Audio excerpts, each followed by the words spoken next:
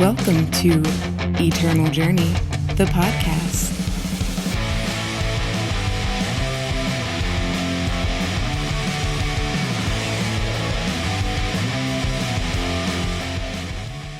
What is up, all my knights and padawans out there? Welcome back to another episode of Eternal Journey, podcast that talks about all things eternal with a focus on limited play. I'm your host, Jedi, and this week on episode 64, we're going to be doing a draft breakdown. That's right, the entire EJ crew is going to walk you through our drafting process and how we do our card evaluations. So hopefully this will help you do your own drafts. And if not, of course, let me just go ahead and lead right into that awesome segue real quick, is to join the Discord, where you can get a hive mind action going on your draft, where you can screenshot or screen share your draft with the rest of the Jedi Order, and people will be more than happy to chime in and help you. Speaking of the Jedi Order, and I'm just rocking those segues, I want to welcome two of my good friends back on the show week after week. Alex, how you doing, buddy? Good. How's it going, fellas? Happy Wednesday. Happy Wednesday, friend. Life Thanks. is grand. That other fantastic voice you hear on the line coming from sunny Colorado is John Holio. John, welcome to the show, friend. Thanks, Jedi. Man, great to be here as always. Looking so forward to tonight's episode because this is my draft we're going to go through, and it's going to be amazing. I have faith. Things are going to work out between the three of us and the Eternal client. But of course, if you want to see us do some more drafts live, you can catch us at twitch.tv/Jedi_EJ, where we stream every Saturday, Sunday, Monday, Tuesday. Catch us, including our Scion/Cube drafts on Sunday. You're more welcome to join us, or spectate is completely free. If you aren't able to make our live streams, by all means, check out our content to include the video version of this podcast, which I highly recommend for this one, because we will have the entire draft on the screen for you to follow along with us, is the YouTube. That's right. Just search up Eternal Journey on YouTube, and bam, you will find us, to include various draft videos. We just threw up one with Alex and myself that we went through it super late at night, but it worked out, as well as some constructed breakdowns and, like, for example, my ECQ run. All right, that leads us into our shout out section. These are all the great streamers that were rating me this week, as well as recurring subscriptions and subscribers and new people, welcoming them into the Jedi Order. So going down the list, starting off with our hype train conductor himself, Extinction. Then coming in with the consistent top gift sub leader, we have Mercurial Blue, another great streamer. And then Sakarnan, Shimra, No Mortal Coil, Zelos, KOTEC, Work Done Sun. Welcome one and all to the Jedi Order. Really appreciate having you. And of course, the other streamers that were kind enough to raid me at some point this week. Really do appreciate sharing the love. I want to give a shout out to Worked on Sun again, Zerabin, Johnny D, Just a Lazy Gamer, Marvin the Imp, G Broom, and Hats on Lamps from the Farming Eternal podcast. Thank you guys so much for the raids. Really do appreciate it. Thank you for all the ongoing support to all the members of the Jedi Order. Your subs and things like that help me continue to grow this channel and this podcast and do other great things. So we appreciate you. All right, guys, we are going to skip the pack one, pick one kind of today. Somewhat, really, not really. All right, we're just going to get into it. All right, guys, for the pack one, pick one this week, we actually have something a little special for you. We're going to try something a little different, and we're actually going to go through an entire draft for you guys. That's right. We're going to go through most of the picks. We'll probably skip like the last three in every pack. And hopefully do a in-depth review and card evaluation as far as how we go about it in a draft. So without further ado, of course, want to remind you, if you are watching this on YouTube, you do get to see all the packs on screen. If you have a hard time following it via audio only, but I'll do my best. All right, so pack one, pick one here. We have Token of Tradition, Sky King Storyteller, the 2/3 for 3 Justice, Warcry, and then put Mastery 6, Sword of the Sky King, into your deck. Turn back time, 3 time, draw a card from your void. It gets void bound, slow speed. Yeti Cookmaster, we're not worried about. Entranced Cultist, 1/1 for 1 shadow. Cultist, summon, give a unit quick draw, corrupted 1. Brood of Airmont, 3/3 flying Nightmare Dragon for 4 double primal. Contaminating Ritual, we're not worried about. Ensnare is the 1 Justice fast spell, kill an attacking enemy unit with flying. Essence Feast is the 2 Feln slow spell, deal 1 damage to an enemy unit. Lifesteal if you have 10 or more cards in your void, and Deadly if the enemy player, I'm sorry. If the enemy player has 10 or more cards, it has lifesteal. If the enemy player has 20 more cards in their void, it also has deadly. Of note, it hits all units, so it's not one-sided. It's a full board wipe. Touch of Resilience, 2 shadow, give one of your units revenge, then give a unit, weapon, or spell in your hand revenge at fast speed, and Provoke the Dragons. This is a slow spell for 2 primal, deal 2 damage, period, and your dragons go berserk. Our rare is, ironically, and special thanks to John Julio for that, the spoiler that the podcast got at the start of this past release. This is a Strange Ally. This is the 2/2 for 3 Argentport Stranger. When a player plays a stranger, they get to play a -1/-1 curse on a non-stranger enemy unit. Pay 2 and exhaust Strange Ally to give one of your units a random battle skill. All right, John, this is your pack one pick one, buddy. So what are you looking at? This is like, I don't know, to me this pack is not very exciting.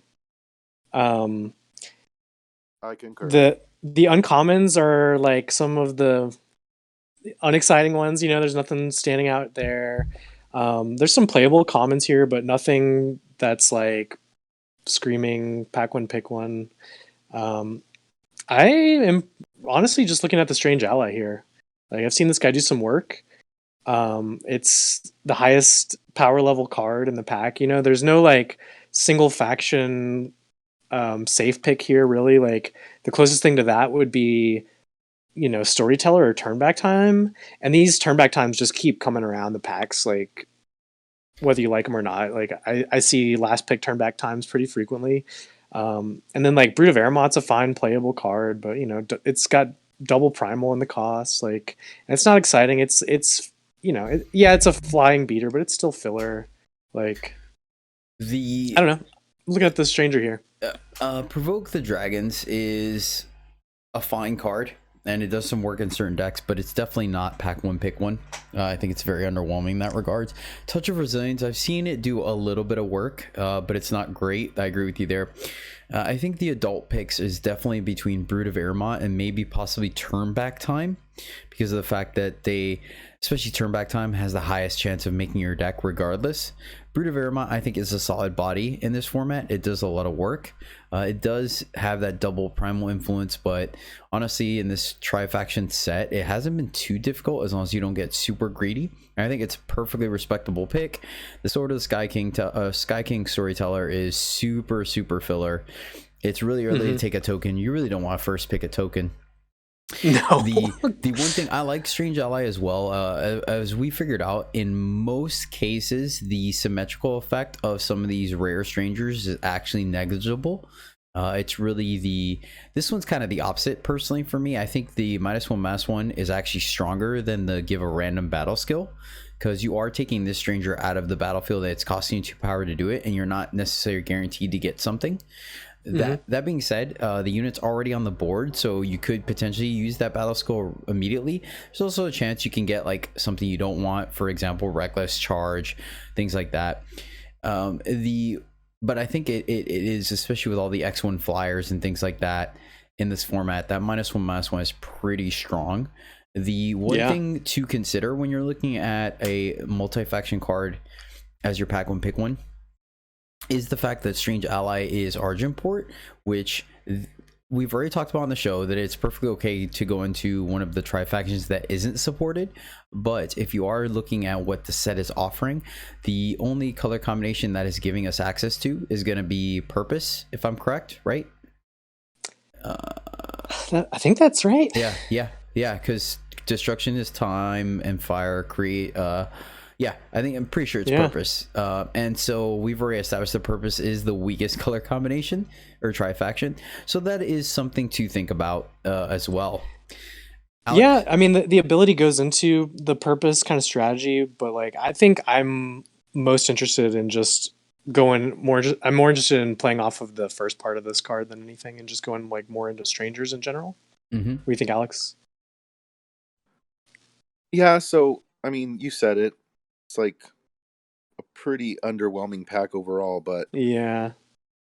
I don't mind taking the strange ally here. I would try to avoid, like you guys said, going into purpose. So like you can play hard support and probably make a pretty good deck once you dip in. I have no good stories or experiences from purpose. I don't know about you guys. I've seen opponents play this particular card and like stranger my board to death. Yeah, and I've used this guy, and it was because of a first pick, but it was just Argenport. I kept it as just Argenport. Yeah, don't get me wrong. I think this is a very strong card. I'm definitely not saying not to pick it here. I do think it's the pick here. And there's also a world where we just end up splashing either Shadow or Primal. Yeah. Or, I'm sorry, Shadow or Justice to play this guy, and that's perfectly fine. Like we could easily be like Feln or or that's where I like him. I think. I think it's perfectly fine, especially if we pick up some fixing later. So yeah, sure. I think it's strange ally here. It would just make me sad to pick with Brood instead of this here. I think like makes me sad. It is actually sadly close though. It might be for me. Turn back time is the one that's pulling me a little bit. Yeah. I did a bunch of drafts this week, and there was like it seemed like every draft I was getting turn back times. Like even if I'm in time and time's the open lane, like. There's a point in every draft where I just stop picking them or end up with like 2 extra in my pool, like these things just come around. Yeah, you mentioned that earlier because of that argument. I've seen them go second to last. Ally, and then don't be afraid to like go into Carandon or whatever too. The fixing is there a lot of times for off color. Like Carandon. So all right, snap off the ally here and see what happens. Let's do it. The eternal draft gods are in our favor. Okay. I mean, they're in our favor in some ways. Going into pack 2, we have Felrock's Infiltrator, the 1/1 deadly unblockable for 3 Shadow. Mastery 5, draw one of the top 5 cards of the enemy player's deck. They discard the rest. Zoltan Exile, which is the 2/2 Aegis Endurance for 3 Justice, another Ensnare. Willbreaker, the 1/2 double damage Unseen for 2 Justice. Summon, play a -1 curse, a -1 attack curse on each enemy unit with flying, corrupted 3. Triumphant Return, the draw a unit from your void. It gets +2/+2 slow spell for 3 Shadow. Token of Purpose, Static Discharge, we're not worried about. Enchanted Plate Mill, the +3/+3 relic weapon for 5 Justice. It has Pledge.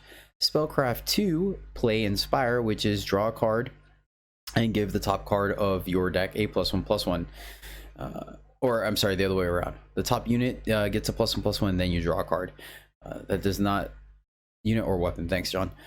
Next is Limited All-Star Waystone Gate. This is the relic for 3 time.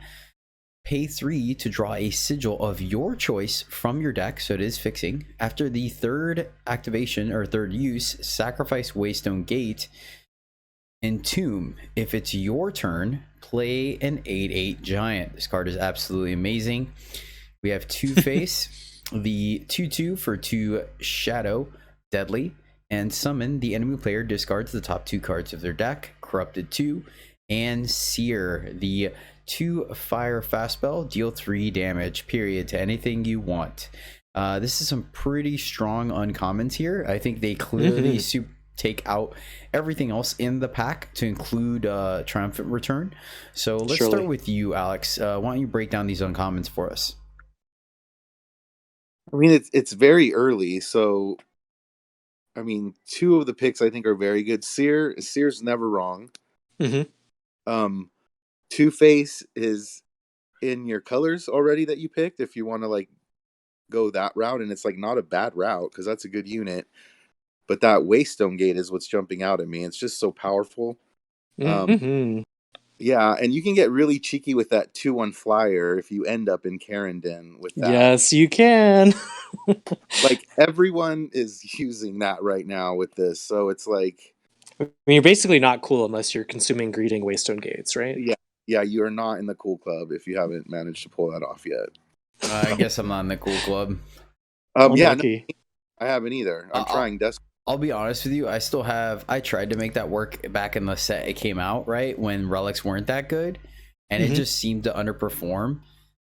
Plus, I don't think what they do. They made it cheaper, or they gave it flying or something. They changed it from what it was originally, right? What, the Greed? Yeah, the greed. They did something to it. I don't remember. Did they make it cheaper and like made it a 2/1 instead of a 3/2, or did they give it flying or something? I don't remember. It's like always been the way it is for me. Yeah, I don't remember them changing that card, honestly. Maybe you're right. I'm almost positive they did. I'm almost I positive. did a draft with my buddy the other day. We never got a Waystone Gate, but we still did like Greed stuff. And it was both busted and a blast to play. See, and you know what? To me, honestly, like, don't get me wrong. I think that's, very witty and very clever to do that. But I really like getting the 3 sigils off of Waystone, man. It fixes you. It makes sure you can hit all your power drops. But long story short, guys, we won't waste that much time on this one. Yeah, Waystone Gate is hands down like 98% of the time the correct pick in every case. So we're just even passing Seer. I think Two-Face is the third out of this. It's Waystone Gate, Seer, and then Two-Face. Yeah, the only sad part here is like Two-Face is like directly competing with like strangers. Like, so there's a little conflict there, I'd say, as far as like this guy in that deck. Well, not pretty good. Not necessarily, because remember, Strange Ally doesn't hit other strangers, so you can use your Strange Ally trigger to get rid of anything that's not a stranger, and then when they do have like a larger stranger, you can kill it with Two-Face. So I see what you're saying though, for sure, because there's a lot of strangers at the 2-drop slot, but there's still plenty of application for Two-Face, mainly because of the fact that it has deadly. Okay, so we take Waystone here. Gate, boom. Hello. Wow.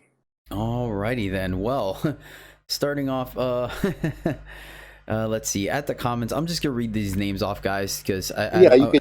So at the common level, we have Fury Blade, we have Succumb, Enchanted Plate Mail, Token of Purpose again, Triumphant Return again. Humbug Nest is the fast spell for 3 time. Play 2 1/1 Humbugs with flying, and then Soul Drain Smithing, which is the 2 fire. Get a weapon back from your void, and all the weapons in your deck get a +1/+1, as well as the weapon, or +1/+0, as well as the weapon you got back. At the uncommon level, so somebody took a rare and a common out of this, which is pretty interesting. At the uncommon, what common would they have taken here? I'm trying to think. I guess. Oh yeah, probably. No, I mean, if it was a rectifier, they would still probably take Sorcerer's Wand. You would think so. I don't get it. I really don't. Waystone Gate is uncommon. I'm really trying to think of what commons would have been busted. Like, the only one that literally comes to mind is Rectifier. Like someone dropped their phone and tapped on the card, That is an actual possibility. Yeah. Like, especially since all 3 of these uncommons are really good. All 3 of them are very good. Okay, so let's break them down. Sorcerer's Wand, the 5 tradition time justice primal relic. Once per turn, you may pay 2 to stun an enemy unit, draw a card, or give each of your units +1/+1 this turn. This card is the Swiss Army Wand of Eternal right now. You have Dark Mask Stalker, the 3/5 Unseen Cultist for 4 Shadow. When a unit goes to the enemy void, Dark Mask Stalker gets its battle skills. So for example, whether you make them discard it out of their hand, discard it out of the top of their deck, or you kill a unit that's in play, if something with flying goes into the void, Dark Mask Stalker gains flying. Mastery 12, the enemy player discards the top 12 cards of their deck, which is huge and limited, and I've managed to whiff on this, but it's very difficult to milling the top 12 cards means there's a very good chance we're gonna get some extra battle skills, and also gives you an alternate win con. And then finally, Plagued Griffin. This is the 1/5 flying griffin for 4 primal, and summon. Play Electropy on an enemy unit. Corrupted 6. Electropy is the curse that you place on a unit. At the end of the cursed unit's turn, deal 1 damage to its owner. So obviously everyone knows it's the combo with the Tainted Mark to potentially draw an additional card on your opponent's turn. Okay, sending it back to you, John. What are you thinking here? Yeah, I'd be happy to be playing any of these uncommons here, and even some of these commons. I'm like right now, maybe it's my play style. I'm just like looking at the Sorcerer's Wand and just ignoring the Strange Ally right now, basically, as far as what I'm thinking. Yep, I'm 100% behind that, honestly. Even as powerful as all 3 of these cards are, I feel like once again, Sorcerer's Wand just has the ability to do so many things to get you back into a game. Actually, in this position, because of what we're evaluating, I actually think that Dark Mask Stalker is number 3 for me, and the reason why I say that is that the multiple uses out of the other cards, right? We already talked about Sorcerer's Wand is good at attacking because it could stun a blocker, or it could pump your team to get in more damage. If there's a stalled board state, you could just use it to draw extra cards, and then if your opponent has a really big beater on their side, you could just stun it turn after turn until you draw something. Plague Griffin blocks a lot of things. A 1/5 flyer is huge in this format and can block a lot of things. And of course, like we said, the Electropy does do some work, and it does give you 2 bodies with the Corrupted. So where the Dark Mask Stalker 3/5 is a very good body, especially coming down on 4, and your opponent has to second guess how they want to trade in combat and do things because of that line of text on it. But I think it doesn't do as much as the other 2 cards, if that makes sense. Not that's a bad card. I just think compared to the other comments, I definitely put Sorcerer's Wand above the other ones here, especially with a Waystone Gate being our second pick. Right. Alex? What do you think, Alex? So I'm with you guys also. I just want to like give the Stalker a slight like defense in the sense that it works with your Strange Ally, kind of. It does. I mean, it does and it doesn't. Like hopefully he's just getting the battle skills on his own, right?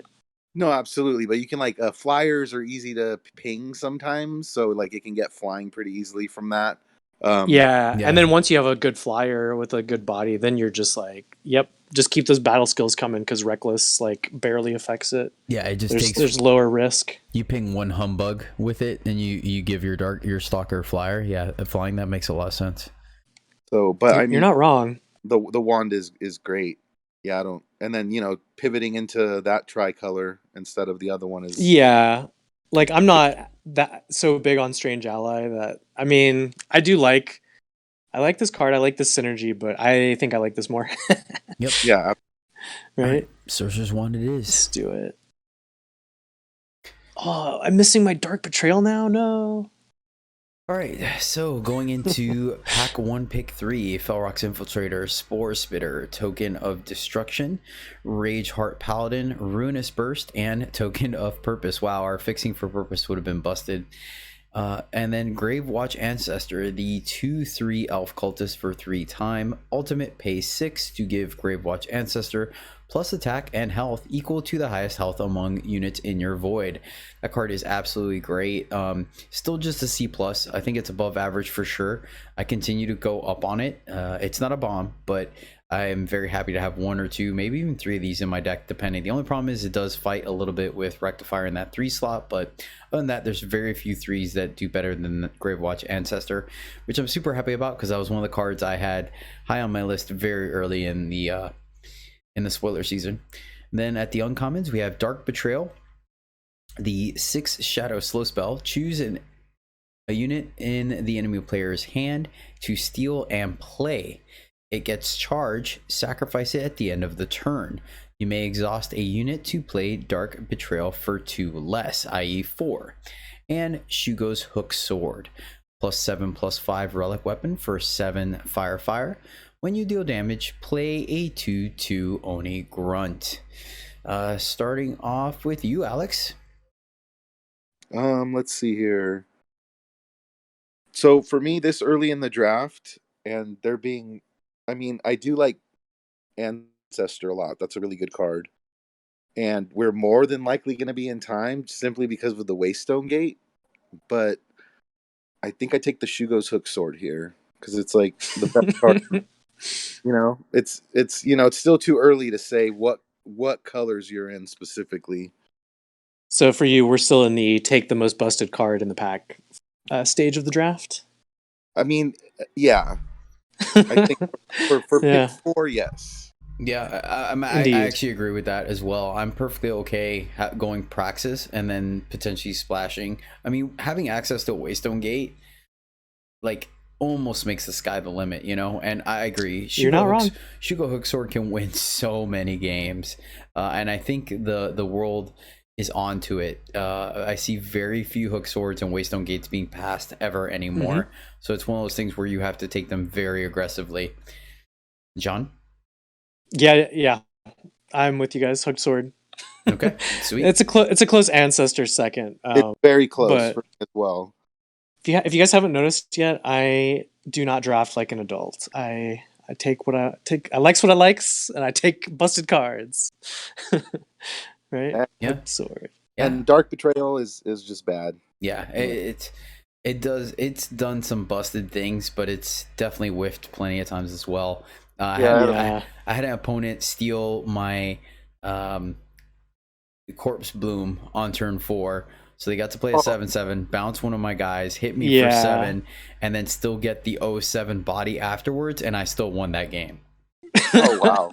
Nice. So like justice. Yeah. And then there's plenty of times where, and you really want to play that on turn 4. Like, that's the sweet spot, right? And get the best thing you can out of their hand, because with no info it is. Yeah. But there's other opportunities throughout a game to get value, but there's very few corner cases. Like, if your opponent gets greedy and they triumphant return a card from their void, but they don't have the power to play it, you could play this and steal it. But I mean, that's kind of a corner case in my opinion. Most cases when you draw this later in the game, your opponent's already gonna have played all their units, Mm-hmm.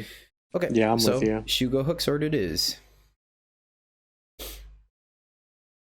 And all right, here's whammy. Here's our first interesting pick. We have Triumphant Return, Urgent Missive, token of, hey, that's right, purpose. Inferno Zealot, Skeletal Dragon, Dive Bomb. Give 2 of your units +1/+4 and flying this turn at fast speed for 4 justice. Yeti Cookmaster and Razor Pain Hellkite, the 4/5 Nightmare Dragon for 6 menace fire primal shadow. I think I said it's flying. +2 attack for each treasure trove in your void. Pay 8 to deal 1 damage for each different dragon, each different name among your dragons. All right, sending it back to you, John. Yeah, this is the first pack where I'm just not excited about any of it, really. There's an obvious argument to fixing, even though I'm not actually looking to play purpose. And then like Triumphant Return is a good card, and Dive Bomb is playable. I don't know. I think it's one of those 3 for me here. I don't have any like units really that I just don't have units yet, so I don't know if that's a reason to higher or lower value that Triumphant Return. So for me here, I feel like most of my decks want 1 Dive Bomb, and even then there's stipulations for cutting it. I've definitely taken out decks before, and I think a lot of the format feels that way as well. So we can afford not to take Dive Bomb here. I don't like Skeletal Dragon. Everything else is kind of medium to me, honestly. I like Razor Pain if I'm in Dragons, and we're clearly not. So I think I'm with you. It's between token and triumphant return. Even if the token ends up being just 2 color fixing, that's still valuable, and it does have 2 of the colors to facilitate sorcerer's wand. So there is that, or 2 of the colors to facilitate strange ally. But you know what? You're almost always going to play a triumphant return, and once again, this format gives us extra playables. So I think you can afford to kind of quote unquote spend a slot on a tentative pick. So I'm okay taking triumphant return here. Alex, What do you think, Alex? Yeah, I was leaning triumphant return, and then you guys mentioned the token. Yeah, I think I'm on triumphant return as well. It's really not that great of a pick or exciting, but it's still early. I'm looking at this token, I think, more personally. Yeah, I think so. It's really close. No, I'd take token. Token. No, yeah, that's. I take token. Yeah, let's just go for it. Anytime there's a medium pick, I lean towards fixing. Right. Speaking of medium picks, all right. Pack 1, pick 6. We have Urgent Missive, Pause for Reflection, Static Discharge, Yeti Cookmaster. Are you guys seeing a pattern here? Spellbound Vistage, Timidity, and Resounding Shockwave.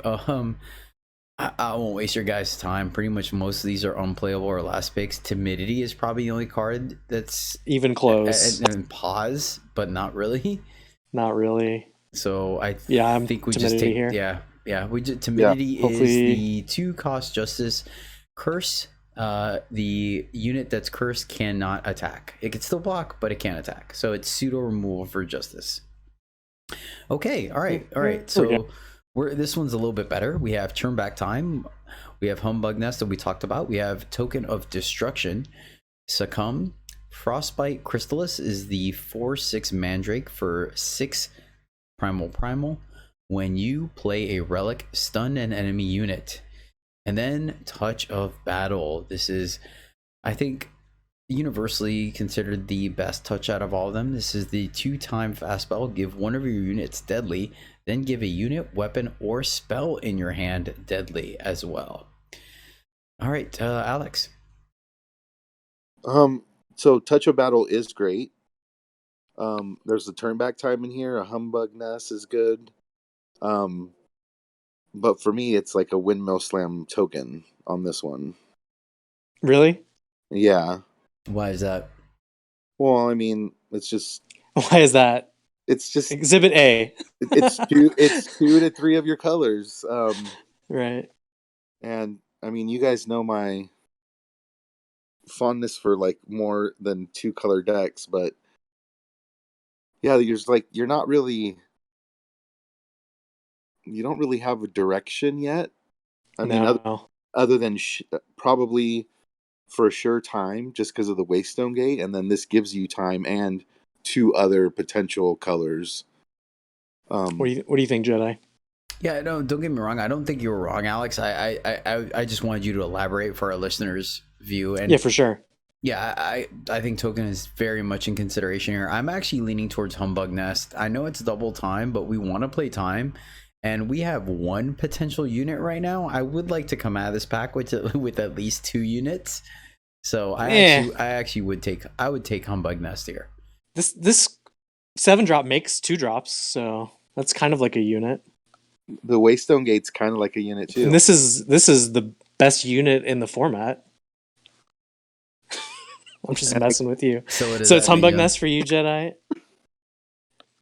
Be the tiebreaker, John, unless you're looking at Touch of Battle. Yeah, I was honestly looking at turn back time before we started talking. I'm like, well, this is the one card that like I could actually, it's like Waystone Gate and Hook Sword love turn back time. Yeah, but so does Humbug Nest, and I like that was like my initial thought. But I mean, then I'm like, well, I'm definitely gonna get another one of these if I want it.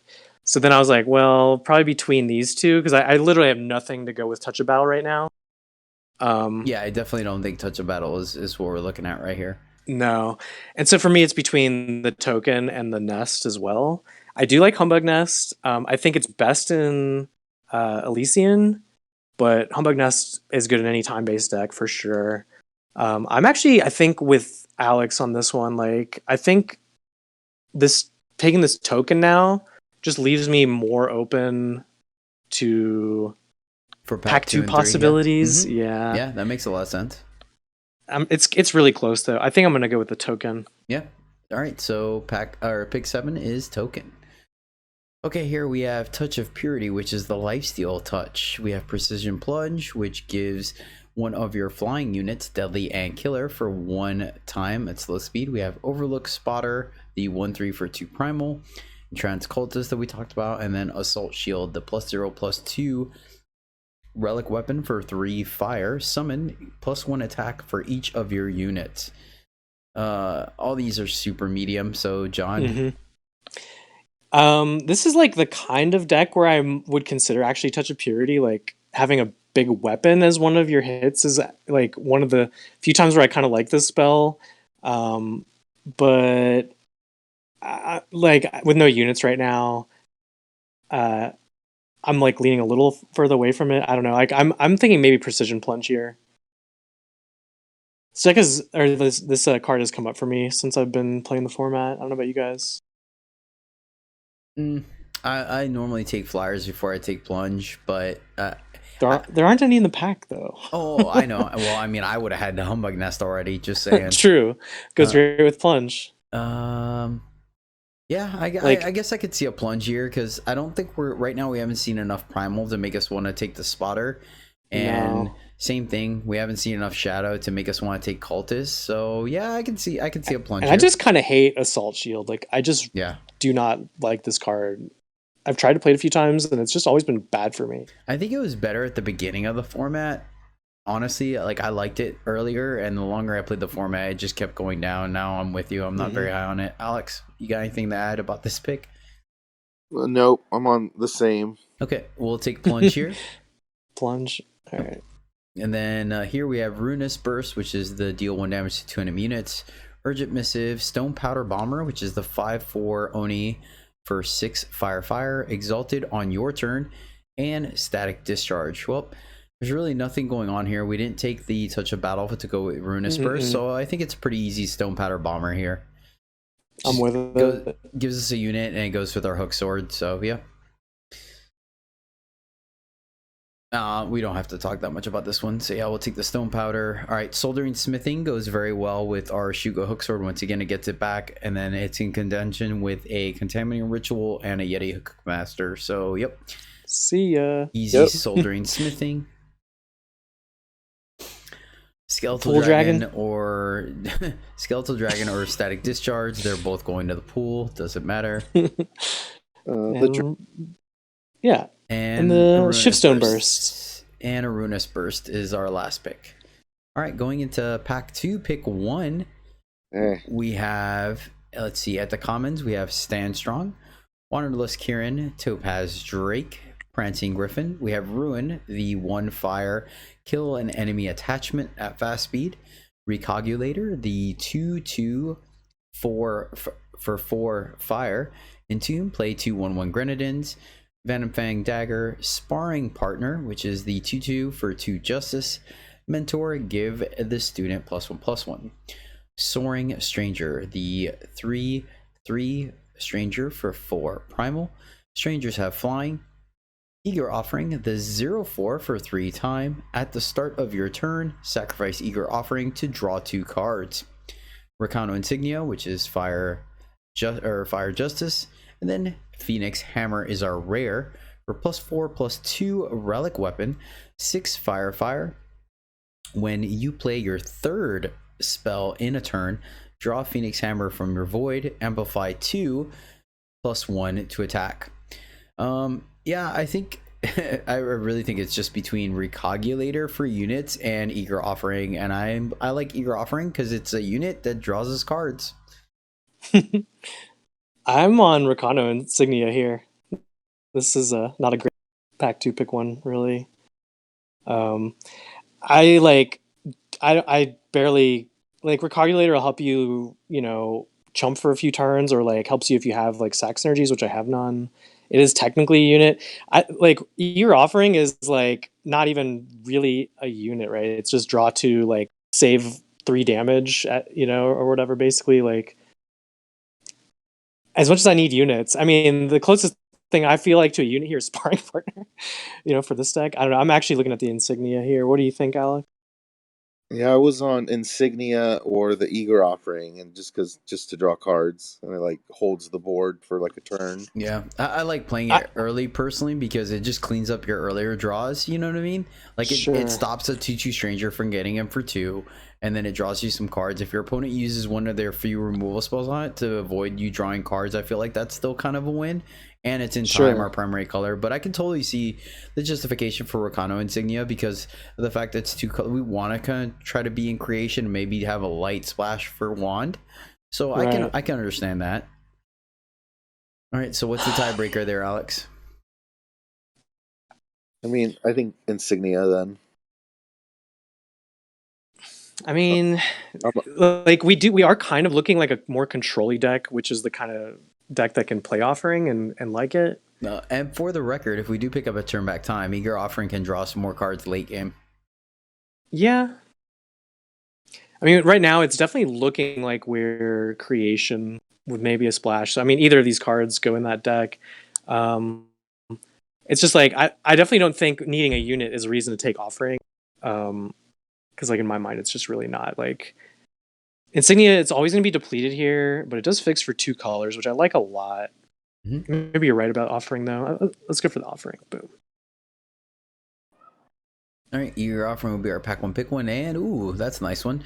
So this one we have Borrowed Violence, we have Ruin, we have Honeypot, Valkyrie Denouncer, the 3/3 Flying Revenge Valkyrie for 5 Argentport, Purify, the slow spell for 2 Praxis, silence a unit and deal 3 damage to it. Banished Umbrin, Greed's Reward, Spitfire, Seat of Mystery, which is the Xenon fixing, Shamebearer, the 2/2 for 2 Justice, pay 1 and sacrifice Shamebearer to play a -3 attack Mark of Shame on an enemy unit, and our rare is Sandstorm Scarf, 1 cost, 1-time relic. Units can't fly. John? Yeah, the standout pick for me here is Purify. It's great removal in the format, in my experience. Looks like our deck can play it relatively easily. There's no, if the seat was in creation, I might consider that here. And this is actually looking like a deck that where Sandstorm Scarf wouldn't look like a complete joke, but I think I'm leaning towards the Purify here. Alex? I'm also on the Purify train. Yep, Purify is just easily the hands-on best pick here. So deals with Corrupted, deals with Flyers. It's good. Okay, pick 3. Bold Adventure, the 2/3 Explorer for 2 time. Centaur Outrider, the 5/2 Centaur for 4 time or 4 fire. Nahid's Faithful, the 2/1 Cultist for 1 Xenon lifesteal. Summon, you may sacrifice another unit to give Nahid's Faithful +2/+2. Eastwind Herald, Toctic, Roland's Favor, Caleb's Favor. Icebreaker is the 0/3 Yeti for 3 primal. Exhaust Icebreaker to kill a stunned enemy unit. Common Cause is the Undepleted Power. If two units in your hand share a type, gain influence of your choice. If not, it's just no influence, just power. And Accelerated Impact we're not worried about. All right, Alex. Yeah, units. Yeah, there's some units here. Yeah, the 2/3 for 2 is like it's shining on my screen somehow, but yeah. Huh. Yep, I am with you on that. It's overcost, or it's overstated for the body. It blocks most of the strangers very well. It's a mag stranger without the upside. Yeah, I like Bold Adventure here. Me too. There is an argument to consider for either of the 2 favors, only because If like, granted, these are one of the first cards I cut, should I take them? And I wouldn't take them very highly, but sometimes I do consider them because of the fact that the shuffler does not consider them power. So it does help clean up your draws a little bit later, during the games, where you can get 2 power and then one of these in your hand. Yeah, I consider the Caleb's one here because we already have 2 double red cards as well. Yep. I mean, the Roland's Favor gives you 2 armor for our hook sword, so that's... Yeah, the armor is a consideration, but like with this kind of deck that we're looking like being, I'm way more interested in fixing, right? Yep. Like I'd much rather have this slot do some fixing, which I mean, this almost does fixing, right? Because we have the double red, but I still don't really want to play that here.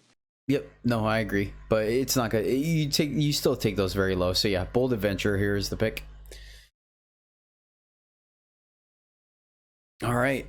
Ooh, a little bit of a reward. Here we go. Toctic, Topaz Drake, Bane Wolf, Civic Peacekeeper, the 3/3 soldier for 6 justice, Empower, stun an enemy unit, Praxis Stranger, the 2/2 for 2, summon, gain Prax Fire and Time Influence, Venom Fang Dagger, Rebuke, 2 justice slow spell, silence and stun a unit, Cobalt Ring, and Savage Denial.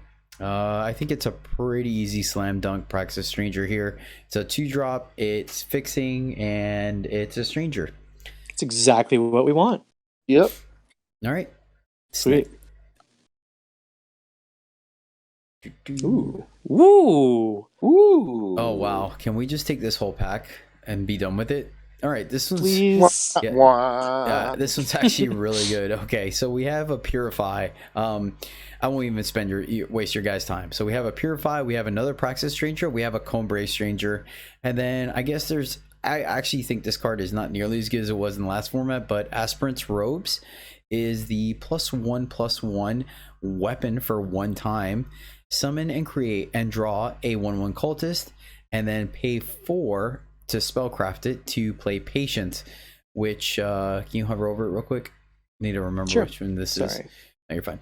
Increase the cost of each card in the enemy hand by 1. I couldn't remember if it was the bounce or not. Actually, I take that back. This is actually not the good one. I was thinking of the endurance one. Right, the other one I like better too. Yeah, no, so that was my bad. I was talking this about Patience hosed me real bad in a draft game the other day though. But that was like the best I've ever seen it. Yeah. Every once in a while Patience has its day, and when you have like a very tight game plan, your opponent's very aggressive, you're like, okay, I need to hit my curve. But most of the time I've been very unimpressed with that card. And it definitely doesn't beat out the other 2. So very interesting here. This is tough. This is a very interesting pick because we have fixing for our main colors, we have fixing for our splash, and then we have a very good removal spell. And honestly, Purify, you're okay having 2 of those in the deck because 3 damage kills a lot of things in this format, and the silence is absolutely huge. So I don't think it's an easy pick here.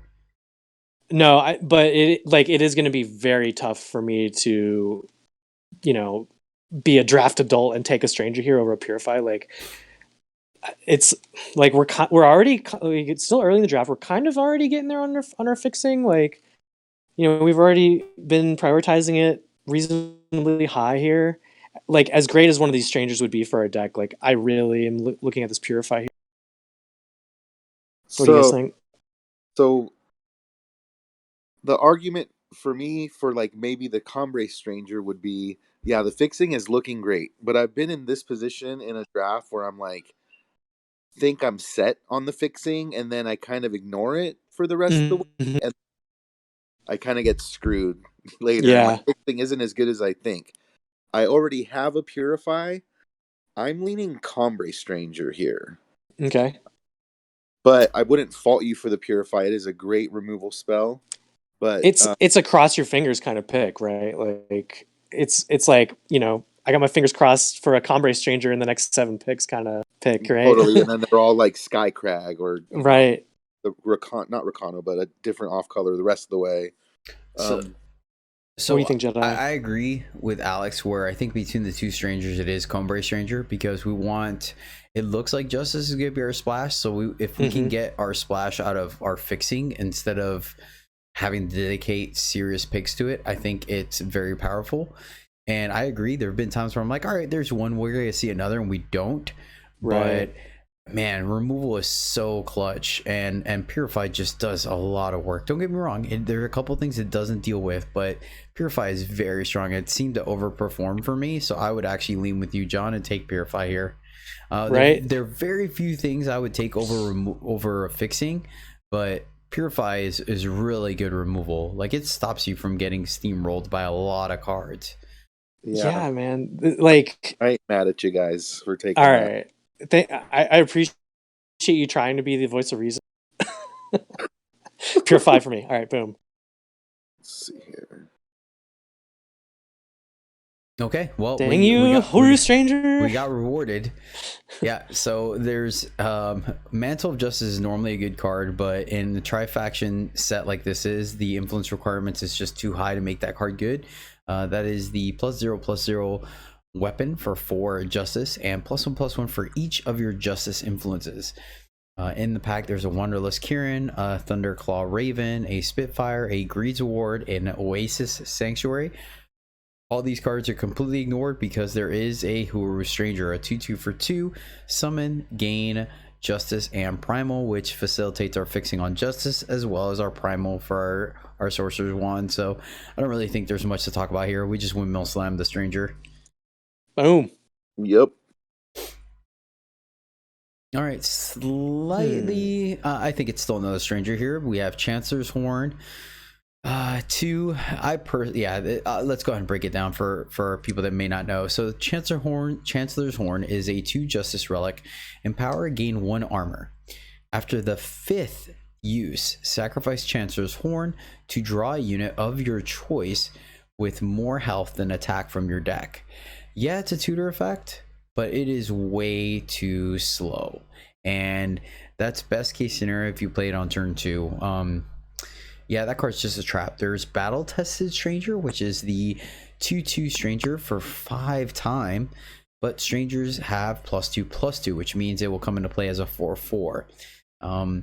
This is a symmetrical effect. I think this is one of the more dangerous strangers to have in your deck, because there could be positions where you play this and your opponent immediately plays better strangers, or the other way around where they already have a bunch of strangers in play and you just can't play this card. So I typically do not take this card very highly unless I am the stranger's deck. Centaur Outrider, Fragility, and Hook Sword, and then a Xenon Stranger. And I'm good taking the Xenon Stranger here. It could facilitate some greed where we do actually still play Strange Ally, but at the very least, it is time fixing. So I like Xenon Stranger here.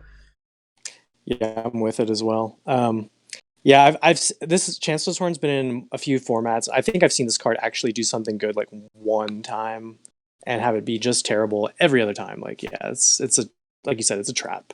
I don't think, like, as much as we are kind of the stranger deck, like we're not. Like, we're the fixing stranger deck right now, where like, you know, we get to play our busted cards and they all get value from Strange Ally, but like I'm not excited about, you know, like I'm in this setup right now. I'm more scared of this card being in the deck than anything. Yeah, I'm with the Xenon Stranger too.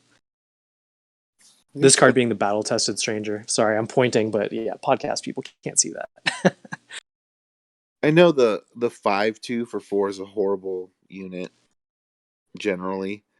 The deck seems to be defensive, and that blocks good. Yeah.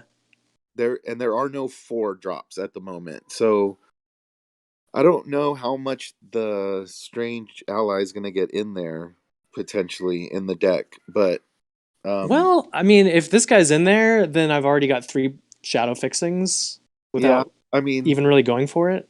That synergy would be pretty awesome if it goes off. And yeah, and there's like it's a great, you know, incidental thing to have in the deck if you're playing a bunch of fixing strangers. Like that's exactly where I like this guy.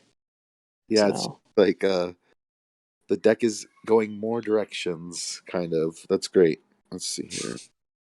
I like how. It's a good point about Outrider. What do you think, Jedi? I just like the fact that half the picks have been easy, and then half the picks we've had discussions about. I think that's very useful for our listeners. I hope so. I'm still. And I hope this doesn't turn into a complete train wreck. All right, I'm with it. Boom. I think Outrider can be replaced so easily with like another Outrider. Yeah, the only generic cards I like. There you go. Oh, there you go. Okay, nothing much in this one. Sadistic Ritualist. Yeah, we're not. Centaur Outrider, Fallen Oni, Bring Down, and Elaz's Elite. Bring Down is the 2 Huru fast spell, silence an enemy unit. If it had flying, kill it. All right, I think these are all replaceable, John.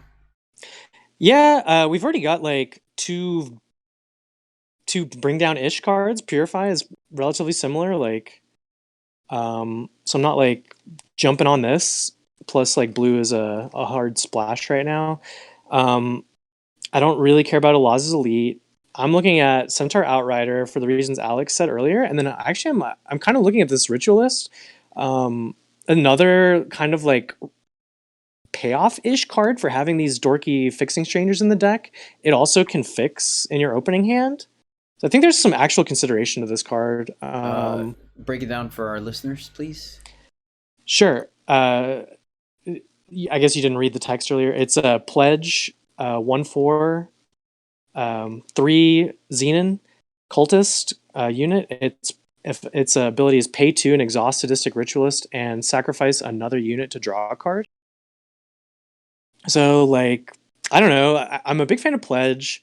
Right now, Shadow is a consideration for a splash, and this is like both a reason to kind of have it with this setup, like I was saying, as well as like help with the splash. So I'm actually considering this. I don't know about you guys. Am I crazy? You're not crazy. However, no, I mean, like, it's just it's tough because if you don't get it in your opening hand and then you just draw it, it's like another thing that's taxing your power base. Or I mean, the payoff's okay. It's not right. It's not great.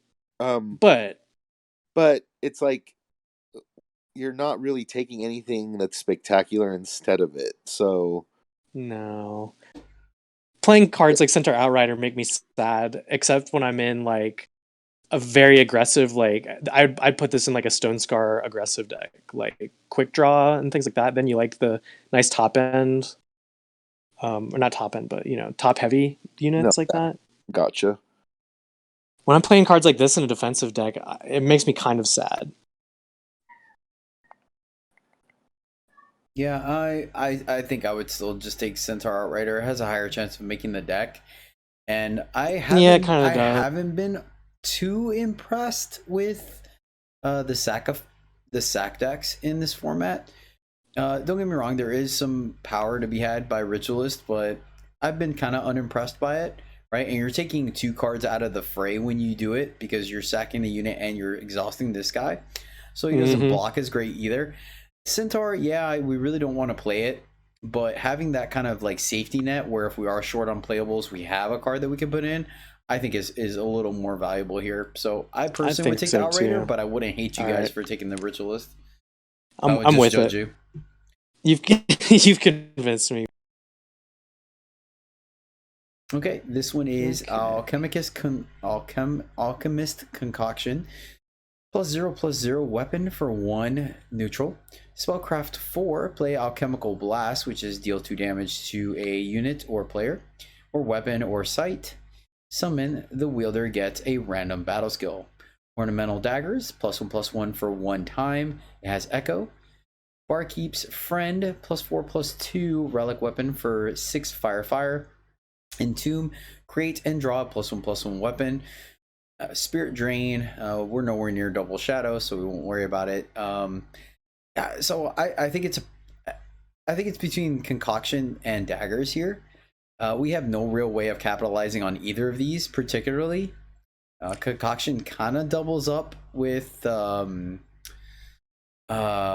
Purifies versus Ornamental Daggers doesn't. We don't really have muster. We don't have a way of pumping Ornamental Daggers. And then Barkeep's Friend is just a trap, guys. Like, do not take it. There's so many good relic weapons here. For example, this thing is very similar to Magma Javelin, which is 2 less and 1 influence less for a 4/1, which does almost the exact same thing that a 4/2 does in this format. So It's a very begrudgingly playable card for me. John. So we've got a 1-cost 0/0 dagger, a 1-cost 1/1 dagger, or a 6-cost 1/1 dagger. I like the one in the middle. I like the ornamental daggers here. Yep, I'm on the same thing. Okay. No, like I'm obviously just being a little facetious here, but I mean we've already got like purifies. I mean I'd be playing this for the deal 2 damage for 5, right? Like, which sometimes it's what you need, but daggers like makes our early fixing strangers, like you can kind of pick and choose when you need to make one of them into an actual unit, like a 3/3. With a dagger, a timely dagger, and then we do have soul drain smithing, which goes great with daggers. Mm-hmm. So I mean, we already do have one kind of synergy for it. So yeah, I'm actually looking for it to make the deck right now. Like I'm gonna take these daggers. All right, daggers. There's still disjunctions to be had. All right. Oh, Seed of Wisdom is probably what they're making those sounds for. It is the gain Elysian time primal power. Depleted unless you have a sigil in your hand, so it has the potential of being undepleted. Desperate Gambit, which is the +1/+2, give one of your units +1/+2/+1 this turn. Decimate, give an additional one of your units +2/+1 this turn for 2 fire, and then a Snow Fort.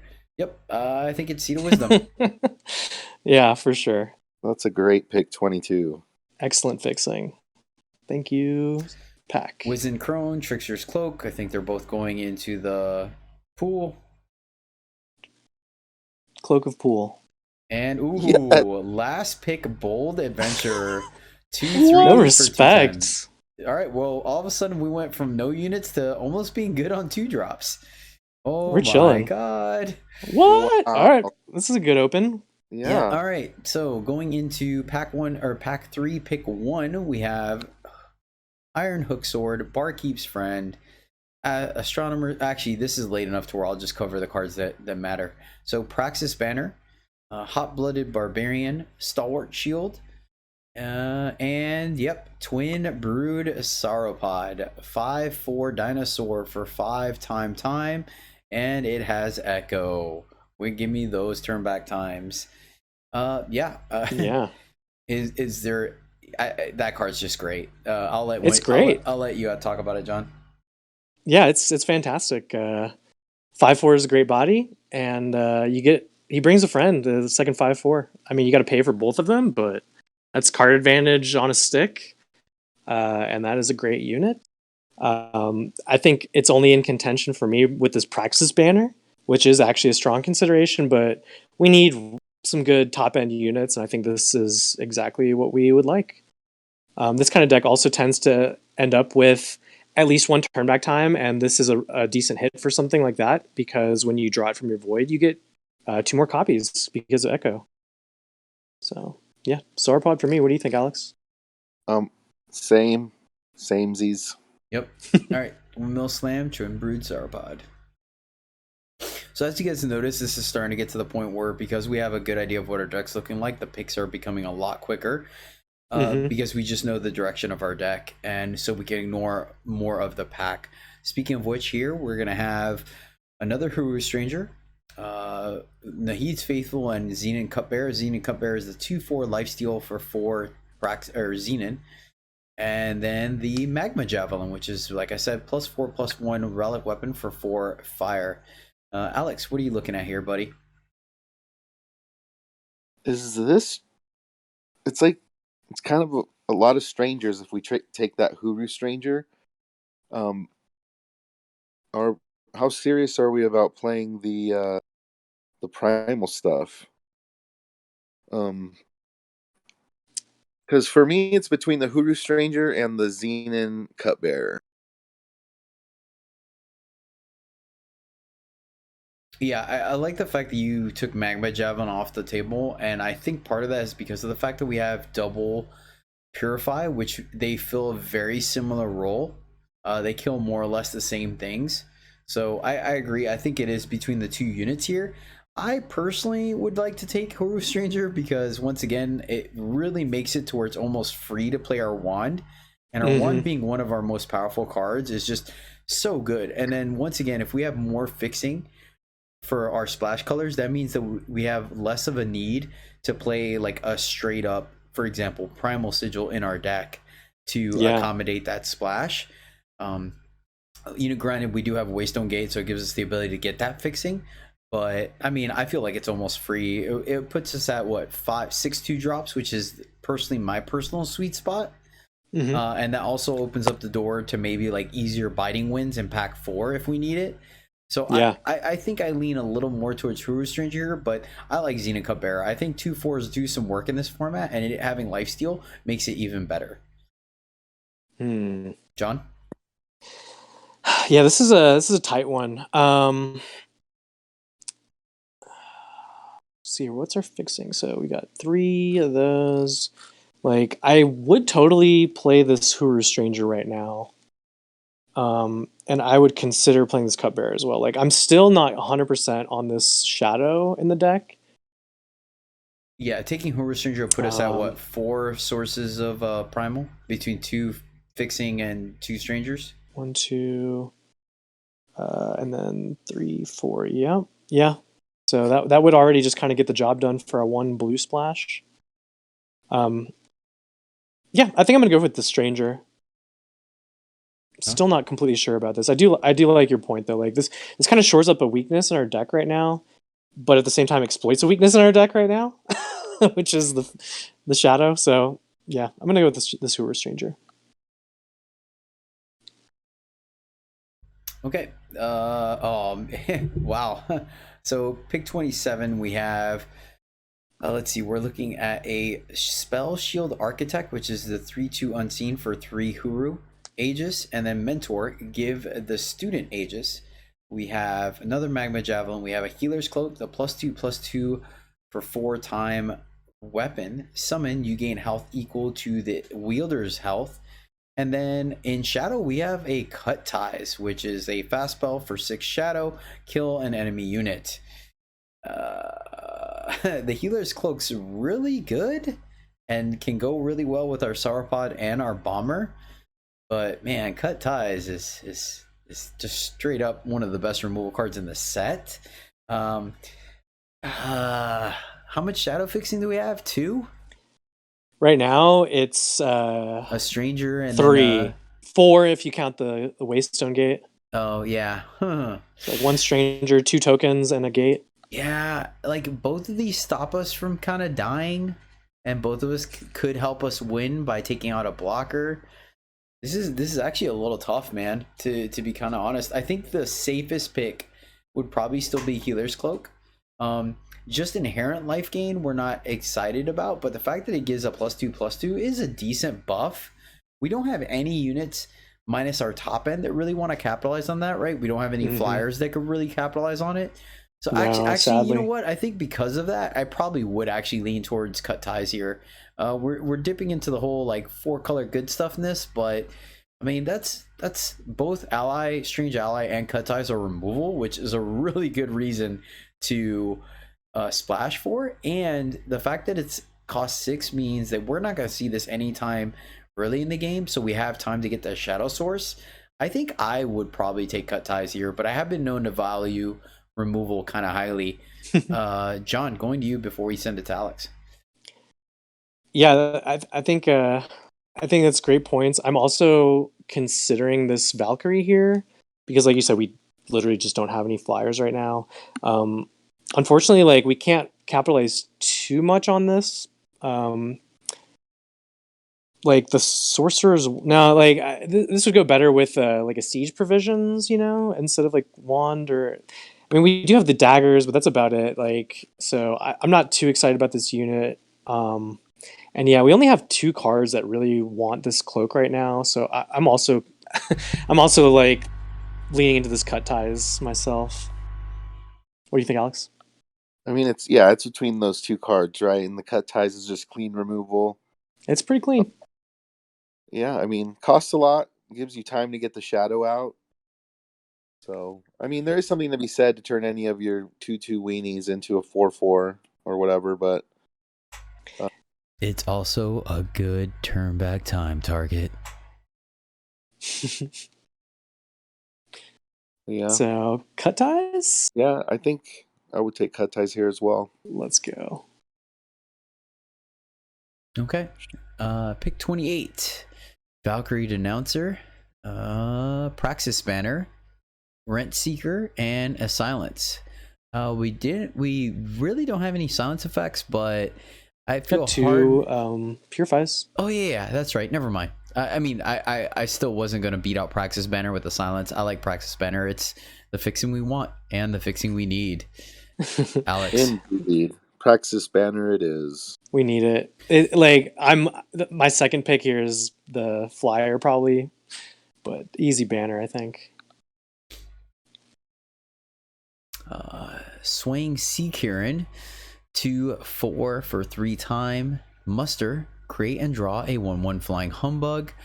Valkyrie Denouncer, once again the 3/3 flying Revenge Valkyrie for 5. Argentport Corrupted Umbran is a 3/4 Radiant Berserk Lifesteal for 4 double shadow. Ardent Comfort, the 1/1 for 1 with Exalted, and a Tactic. I don't like splashing for the double shadow. It's a very good card, but I don't like it. Denouncer, I think I'm good splashing for just 2 cards. Once we start getting into 3, like 3 is still kind of considered a splash, but because it's our 4th color that we're splashing for. Like I like splashing 3 colors max. So right now we're splashing Primal for Wand and Shadow for Ally and Cut Ties. So I like Swaying Sea Kieran here. Yeah, I'm with it too. Yep. Same for me. Ardent Convert just doesn't do a lot in this format. Personally, I've never been high on this card. It was a little bit better in the last format, and I still barely played it, if at all. So I think it was better when you could more readily, you could get just the Predator's Instinct and Killer Chain and things like that. Like that's where it was good. But in this format, we have the Precision Plunge, which I think is more readily available because of the way the draft packs work, and we have an abundance of flyers. So I think that's why Convert's gone down so much since last format. We have enough triggers to reasonably get a Humbug off this Sea Kieran for muster.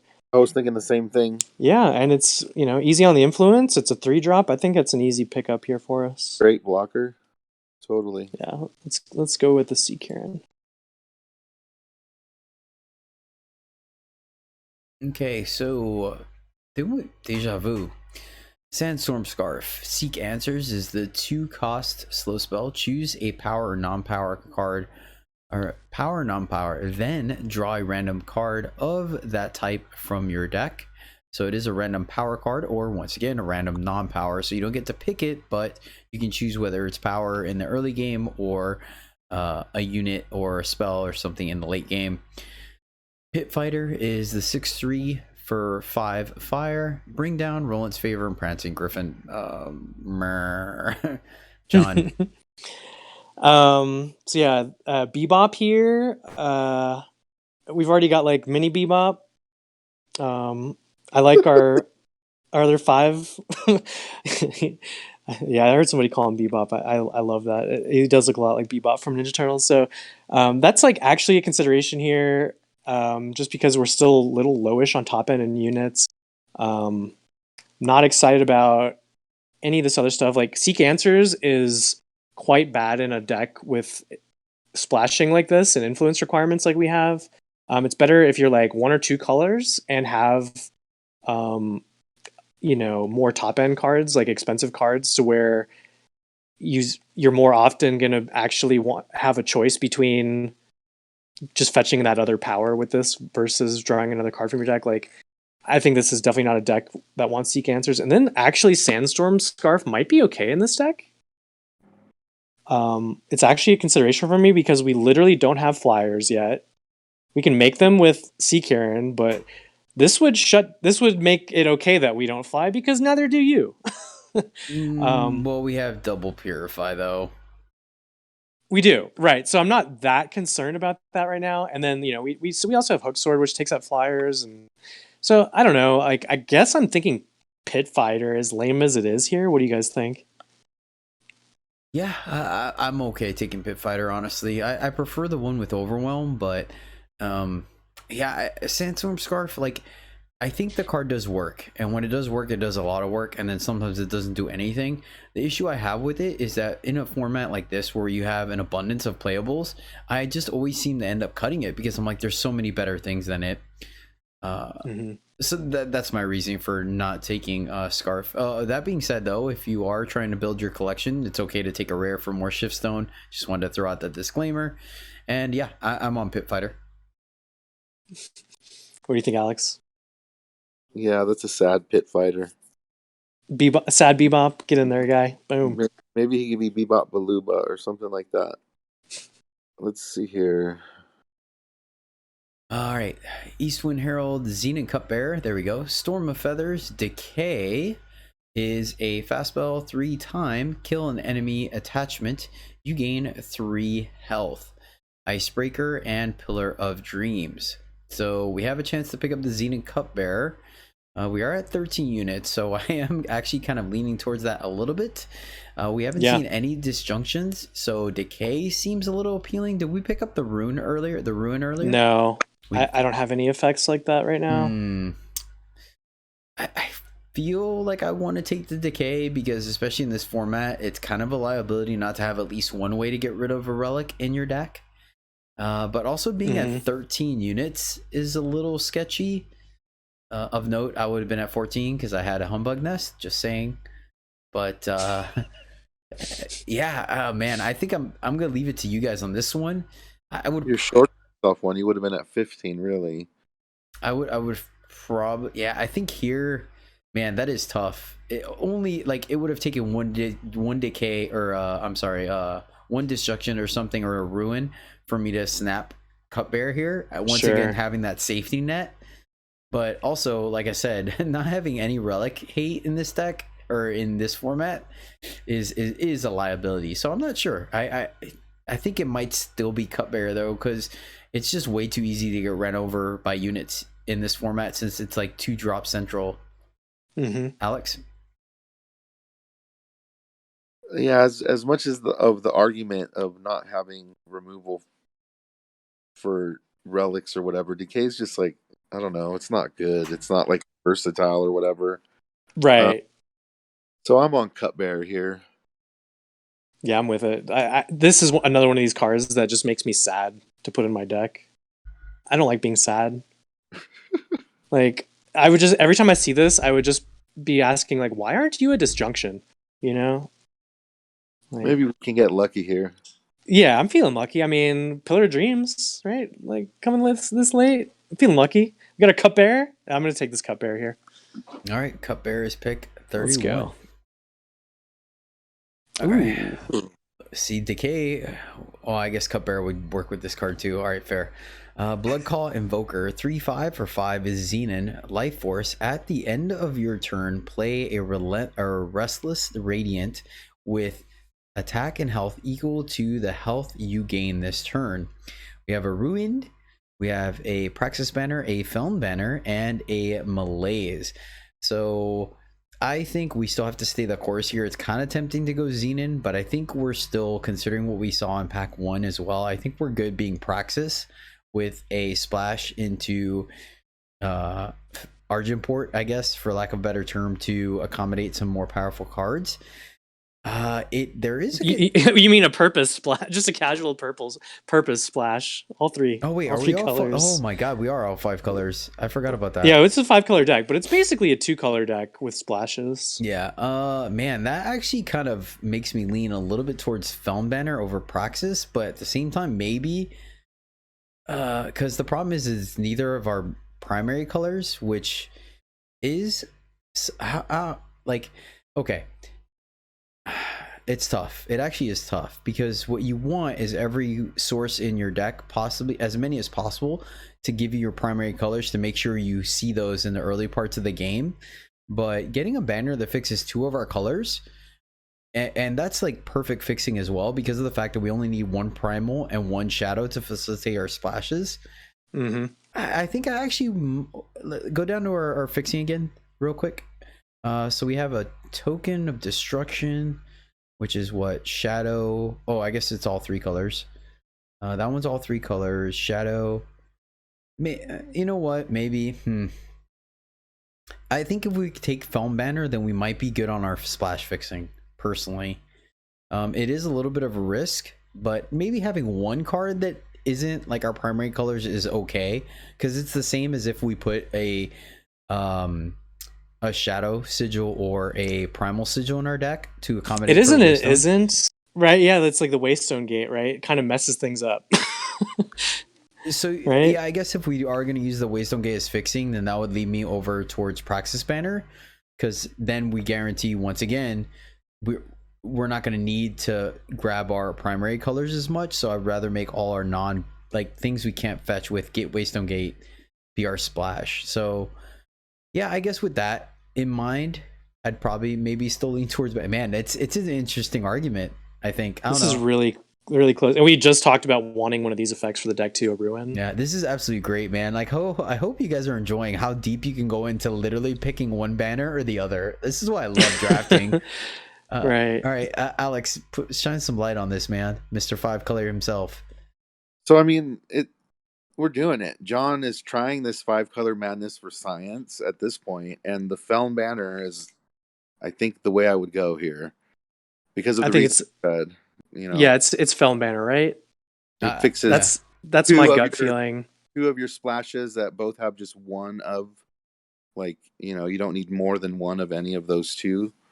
Now, I do want to say something. I do want to say that yes, this deck is 5 colors, but I think this is actually a really smart 5 color, because we're literally, if you're looking at this on YouTube or on YouTube, guys, like it looks literally straight Praxis and then multicolor cards. You know what I mean? Right. Yeah. No. And then everything is only single influence. Most of the cards that we're splashing are late game.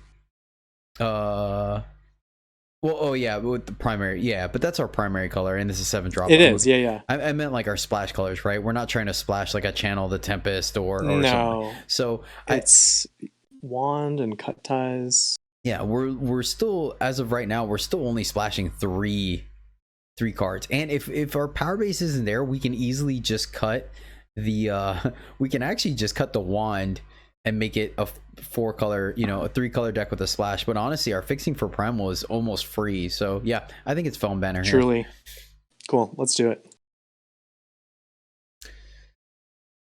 Ooh. Oh, this is starting to lean a little bit towards greed, but we have a Proselytize, which is the 3-time slow spell. Play 2 1/1 cultist, decimate, create, and draw 2 additional cultists.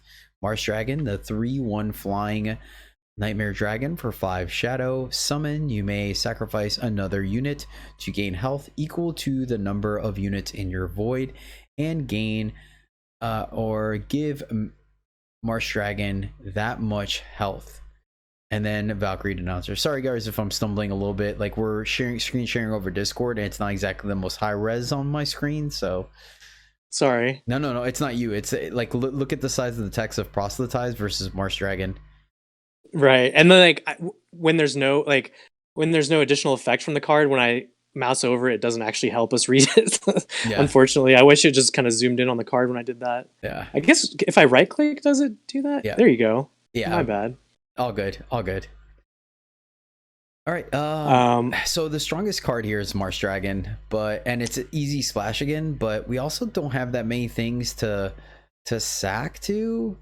And I mean, any stranger. Yeah, fair. Oh gosh, I'm on Marshy here for sure. Yeah, I like Marshy. Okay, all right, let's take it. I mean, I'm not scared of a single shadow splash in the top end of the curve. Yeah. With our fixing, and like, I mean, if there's a consideration to even just swap Cupbearer, maybe if we end up with, you know, certain other cards in the deck. I don't know. Like, I definitely take it over Denouncer. And I'm not. This is not a deck that wants Proselytize. So No. I think it's Marsh Dragon. Yeah, between the two, Probably it's definitely a better it. spot than Denouncer for sure. Like I said, my only hesitation is just like, I like what I just talked about, where we're primarily a Praxis deck, and this is starting to put more shadow in our deck. But but on turn 5 or 6, 1 shadow, we have really good fixing. We've been really good about our fixing, so I think it's fine. Yeah. Oh. Man, it just really wants us to have one of these Denouncers. All right, well, there's a 4-drop for it. Yeah, I mean, Argentport was definitely the open lane in this one. Sadly, that was both our splash colors, so Um, and Denouncer's good, I'm not but a fan of this guy. This guy yeah, here, I'm not right? either. I really can't remember the last time I put in a Basically, deck. a bold adventurer for 4 for some reason. We're talking about Relentless Combatant, which is a 2/3 warrior for 4 fire, Berserk, Mastery 8, +2/+2. So Yeah, this sorry. card was better in the last format when there were more Mhm. weapons to put on it. At this point in time, I can't remember the last time I saw the horn. So the best use you can get out of this card is probably a not savagery, over rampage, Rampage. Mhm. to get in some damage and then maybe even trigger the +2/+2. Like, yeah, it's not a very good card. I think we still take it though, just to once again have that unit, but I don't think we're playing it. Nah, dude. Nah. It's Denouncer. Okay, take the announcer. I think there's a higher chance I play Denouncer than this, honestly. All right. Oh my Oh, gosh, Praxis Banner. Ooh, Yep. rewarded. Oh, the fixing of this Snap deck is that gonna be off. so good. Yep. And Yeah. Belching Behemoth is our last pick. Yeah, we're good. Shiftstone Behemoth. Okay, so pack 4, pick 1. Let's see. Fear Tracker is a great card, but not what we're looking at. Rageheart No. Paladin would be decent in this deck, but also not what we're looking at. We have a Humbug Nest and we have a Blade Crafter are the 2 cards I am looking at here. Let me go through the pack for everyone. There is the Strange Rider is our rare. The can you blow it up real quick for a second, John? Sure. Strange Rider is the 2/2 for 3 Huru Paladin Stranger. When a player plays a Stranger, they draw a relic from the top 6 cards of their deck and bottom the rest. Pay 3 and exhaust Strange Rider. He gets plus attack plus health equal or for your highest relic cost, which we have a few, but I don't quite think it's They're all enough. temporary. Yeah. Well, Well, this one Wand isn't. So it's Blade Crafter and Humbug Nest are the 2 I am looking at here. We don't have enough weapons to make a Pillar of Progress thing. So yeah, Frostbite, Crystallis, Pillar of Progress, Fear Tracker, Rageheart Paladin, Humbug Nest, Assault Shield, Succumb, Blade Crafter, Overlook Spotter, and Ruinous Burst. Blade Crafter is the 2/2 for 4 fire. Oni, summon, draw a weapon of your choice from your deck. Corrupted 6. Alex. I'm on the Blade Crafter. I think it fills the slot. You have a really good card to go get with the Hook Sword. You have a mediocre thing to go get with the daggers. Right. You have something else that you can go get, and you might pick up another weapon here, or relic Sure. weapon. I mean, or weapon, whatever. But Humbug would be the second option for me. But I think because we have a Hook Sword, I would get the tutor for it. John? Yeah, I'm thinking the same thing. One thing I just wanted to notice is like, I don't think I've ever come into pack 4 like feeling like I already have a deck. Like, I could basically skip on this whole pack and like play my draft right now, and it might go okay. Yeah. Actually, I agree with you. That It's so weird. Well, it's also because of the fact that you're 5 colors. Like, Well, I know it's just kind of like worked out, but There's the pool of cards that are not in is like 3. like we went into pack 2 with like 0 units, and like I've never come into pack 4 with so many units. It's so strange. it's the EJ hive mind. We managed to put Right? it together. All right, yeah, Blade Crafter. This it is is cool. Yeah, let's go with the Blade Crafter. Okay. Pick 38 is Resounding Shockwave, Touch of Purity, Reborn Remaster, Soul Drain Smithing, Tainted Mark, Felrock's Infiltrator, Ensnare, Calibrate, Enchanted Plate Mail, Rage, and Covetous Stranger. John. Ooh. I think it's like between Covetous Stranger, Enchanted Plate Mail, Soul Drain Smithing. already got the one smithing. Covetous Stranger's looking pretty good here. I've already got plenty of 2s, but I mean, this makes all of my early game just even better. Mm-hmm. And then plate mail's but plate mail's a consideration here too. It's like another relic weapon. It's got pled. I think I'll still have another chance at a plate mail in this pack. Yeah, the other issue with plate mail is that it overlaps with Purify again. Right, true, good point. Yeah, and then taking Covetous Stranger means we could maybe consider cutting Pit Fighter or Bebop. So sure. Another smithing is kind of tempting here too, but I'm sure I'll have another chance at one of those as well. What do you think, Alex? Yeah, I mean, it's between those 3 cards that you said, and more recursion wouldn't be bad. But I think I'm also... I'd rather pick up a turn back time in this pack for the recursion. That's what I'm thinking anyway. There is a different... we could also pick up another weapon, right? We could pick up an edge or a hook sword. Then we'd probably prefer the smithing. Even if we have one already?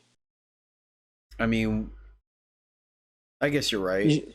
The void bound on a weapon is pretty legit though when it comes to turn back time, right? Like it stops. Yeah, but I don't have the edge right now, yeah, and fair. like I just really I think I don't mind playing the one soul drain and a turn back time, and I appreciate the flexibility of having the second recursion thing being kind of a catch all. Well, the nice thing about soul drain smithing is it also like kind of combos with ornamental daggers, right? Yeah, I do really like that. So that is a little bit of a bonus effect as well. So I think if you're contemplating, I do think it's between Stranger and Smithing. I don't think Calibrate is in contention right now.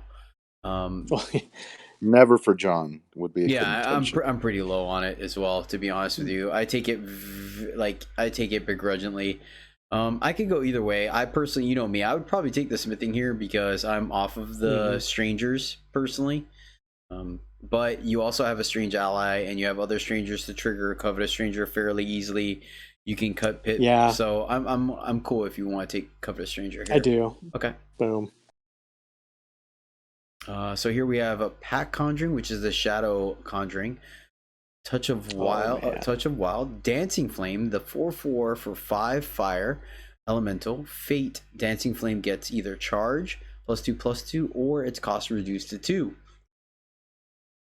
Precision Plunge, Siege Provisions, the 2 Justice Relic. Once per turn, you may pay 3 to give one of your units +2/+2 and endurance this turn. Spellcraft 1, play Endure, which makes a unit invulnerable to damage this turn. Assault Shield, Static Discharge, Token of Destruction, Zoltan Exile, and Covetous Stranger. Man, this is actually a little interesting. This is tough. Yeah, so Token of Destruction, Siege Provisions, and Dancing Flame. And I actually think here, because we're not excited about playing Pit Fighter, at least I'm not, I'd probably take the Dancing Flame here. Though, I mean, yeah, we don't really have a huge way of capitalizing on Siege Provisions, but at the same time, you really don't need to. Like, just turning your 2/2s into 4/4s seems pretty decent. Right. It goes well. It does go well with Bomber, Twin Brood, and Marsh Dragon, and Cupbearer. So I think it's a pretty tight argument, but I think it would still be for me Dancing Flame. Really? What about you, Alex? I'm really torn between the Siege Provisions and the Dancing Flame.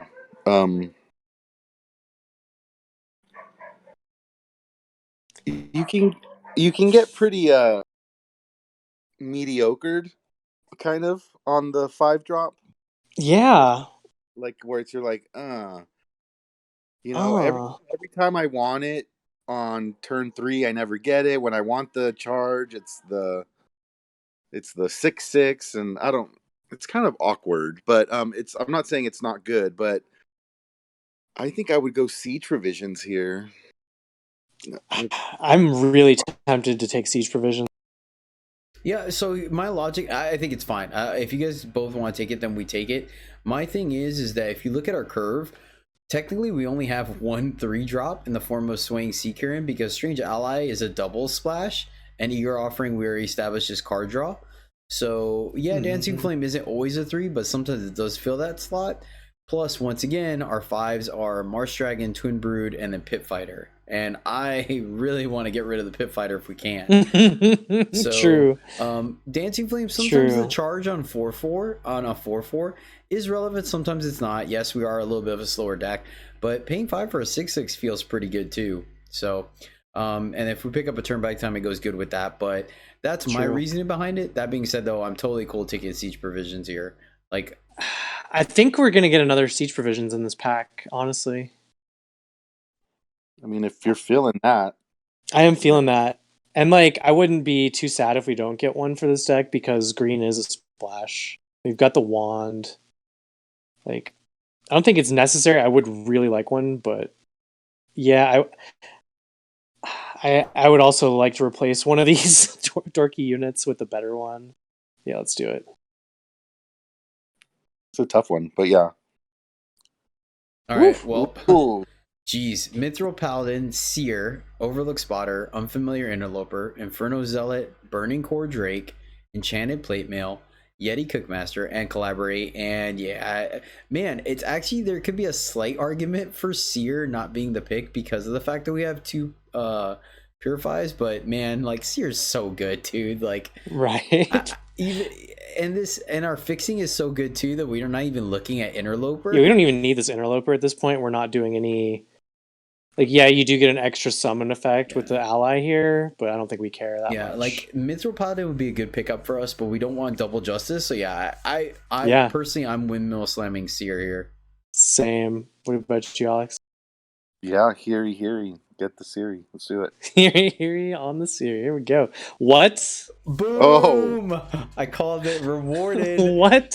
Oh, it's such a shame though that it's in the same pack with a Mark Maker. I know. I need a 3-drop. We need 3 drops, but such a dang. No whammies. You got a whammies here. Yep. All right. So Fanatical Stranger, Inferno Zealot, Spore Spitter, Unfamiliar Interloper, Calibrate, Frost Crystallist, Mark Maker, and then Edge of Prophecy, the 7 creation, Fire Time Justice, 3+3/+3 relic weapon, summon, double Edge of Prophecies, attack, and armor. So the first time you play it, it is a 6/6. Then when you get it back with Soul Drain Smithing and you play it, it is a 12/12. Yep. Yeah, I don't know. Like, I'm actually really considering this Mark Maker here, Jedi. Like, is that crazy? No, I was not at all. Same thoughts as well, because I'm like, we only have 1 recursion. Yeah, that's what's really doing it for me is our lack of like excessive recursion. Like when I'm doing Edge, I want like 1 or 2 of the flyers that can bring back a relic. I want like a turn back time and a smithing minimum. Like Edge is only as good as your recursion, basically. Yeah. And I need a 3-drop. Okay. I think this might be Mark Maker. All right, take Mark Maker. Oh, Edge. Oh. Watch, yeah. I don't know. Like, I think the only way I play Edge here is if I took that one Smith thing a few picks ago instead of the Stranger, but I don't regret that. Oh, so. You mean when I took it? Yeah. Yeah, no, but I don't regret that, and I don't think I'll regret this either. It's a Mark Maker? Yeah, Mark Maker is perfect for the deck. Let's go. Okay, nothing here really. We are good on 2, so we have Willbreaker we're not worried about. We could take Triumphant Return, but I don't think we really care about that either. Yeah, I might play one of these. Take at up this the point. Timidity. Take out the Timidity for Triumphant Return, maybe. Getting back a Denouncer, Twin this is Brood. not going to make Actually, the deck. getting back Twin Brood's pretty spicy. Isn't it? Yeah, that's why I'm thinking I'm down to play this return right now. Yeah. Take the return, pick 42. Another Mark Maker. What? There's also Monument Curator, but yeah, we'll just take the other 3-drop. And that can take out the Art Writer. The defensive deck gets aggressive. Oh, there's a Soul Drain. Do we want to? It's soldering, smithing, and biting winds are the two cards in contention in this pack. Don't really think we're playing either of them, unless you want to replace the timidity with biting winds. I'm okay with that. Yeah, I'm not playing timidity probably no matter what here, and then like precision plunge is not making this deck. Smithing for hook sword as well. Yeah, it's either smithing or biting wins here. So if we had taken the blade, obviously this would be a smithing, but since we didn't, I think I take the biting winds. Yeah, I'm basically thinking the same thing. Like It's not something you want early or need necessarily. with just one copy of daggers and one hook sword, like Yeah. I'm not looking to go crazy with smithings here. Okay, So yeah, our removal is gonna be so good. Cut ties, biting winds, it's and really good. Alright, Oh yeah, just some free fixing for the deck here, token of purpose, token of creation. We slam the creation. right? Yep. Don't mind if I do. I'm on the infiltrate. Or I mean, this is like a triple fixer splash here too, but just go for the main with a splash. Well, we're I think, five right? colors, so both of them are all the fixing. So yeah, the one token was like all three of like the splashes in one token. Rage Heart, Rage, Willbreaker, and Skeletal Dragon. But I like I said, I don't think we're taking any of these, honestly. That's just Willbreaker for the pool. Just another biting casual winds, yeah. second to last pick biting wins here. No respect. No Okay. respect. What? Who is passing me this stuff? Now here's some lack of respect that's worth it. Last pick Yeti Cookmaster. Yep. Sorry, buddy. All right. Let's look at the deck. This is a spicy one. I'm excited to play these games.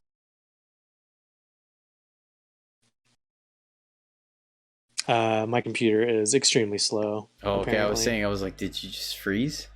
Maybe it's crashing right now. I'm getting the spinny wheel of doom. Oh, there we go. Just had to really think about it. All right. Had to print the cards first. We're gonna go through some deck trimming here as well. Yeah, for sure. Whoa. Double biting winds, man. Late. That's super crazy. Honestly, I know this sounds kind of crazy, but I think since our stuff is so good, I kind of honestly want to get rid of smithing and daggers. I know it makes our blade crafter a little worse, but like whatever, man. We have all the removal we need, honestly. Well, at that point, and then why even play blade crafter? Oh yeah, right? Because we're good on units as well. I mean, like I'm just looking at this, and it's like, yeah, it's like cut the smithing. It's just cut the blade crafter. It's cut just one of these dorky units. Yeah, because to me, it's just the easiest like package. You know what I mean? Like all of those synergize together, and the only one that stands alone by its like on its own is the hook sword. Right, I agree. Alex, what about you? Do you think, or are you thinking about something else for cuts? How many cuts do we need to make? That's what I'm trying to figure out right now. I accidentally clicked on this cut ties too. Get that back in there. So I cut all the power. So we're at 33 out of 45 right now. So I'd cut Pit Fighter and Centaur Outrider, or I guess Blade Crafter. Yeah, the bad red units could go. I'd keep the Outrider just because we're lacking 4s. Well, I guess that also just puts us at 18 units. That's fine. Of note, we didn't get that another siege provisions, but once again, that's no. Fine. I just wanted to make a note of it. I mean, we got the wand. Yeah. Like these bold adventures are kind of sad because they're not strangers, but I like the stats for the early game when I don't have a lot else going on. Like, well, remember we have 2 mark makers, so they're actually a lot better. True. Do we still want daggers? Yeah. Well, I think I only want daggers if I'm playing like. I think this is kind of like where I'm leaning for the cuts as well, right? Like just cut the smithing, cut the daggers. What does this look like? Although daggers are pretty good with Kieran. I mean, yeah. So we get a 1/1. Like, you know what I mean? I have no flyers. I got 2 top end flyers. Okay. But we also have 2 purifies, a seer, 2 biting Yeah, I'm winds. removal like crazy. So much removal. Okay. Man, I wish I got that 1 turn back time. That's the one thing that I feel like I'm missing here. Alex, what do you got?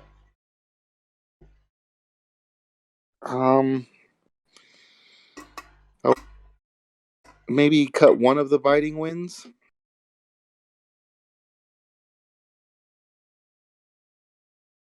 And one of the 5-drop units. Well, I guess the Dancing Flame is maybe not a 5-drop. Well, it's always at least. Maybe. I mean, chances are it's a 5-drop. Mm-hmm. If we're gonna cut one more unit, I think we can go ahead and cut the Centaur Rider. I mean, and honestly, I think it's fine because we have 3 spells at 2, so we'll find holes in our curve to play stuff. Plus, we have Waystone Gate that will activate on 4, so we still have plenty of things to do on 4. Are you going? I mean, you got to go 18 power, right? Minimum. Yeah, I'd play 18 here. So you think cut a biting winds because we have the cut ties? Basically, it's and like the rest of this removal package. Yeah, because I mean, don't get me wrong, I like biting winds, but we got to make cuts somewhere. Right. You don't want to go. I mean, you could cut one more unit. Maybe the Denouncer. It's like one of 2 flyers. I kind of like these guys. That's true. It's only 2 flyers. Like I said, the Centaur Outrider, the 5/2. That thing dies like to practically everything in this format. Yep. Yeah, Outrider, that's the weakest. and then the biting winds. One of the biting winds. One of the biting winds, and that puts us to. That's 18 power, right? Yep. Add back all this special power. Cool. This is looking pretty good. It's basically a 2-color deck with a lot of splashing and a lot of fixing. So this is like my style of deck, I guess. Make sure you export it to Warcry so I could put it in the show notes if you don't mind. Yeah, of course. Why is it? No. There we go. Oh my god, so much fixing. This almost feels like a constructed deck. Yeah. Cool. Sweet.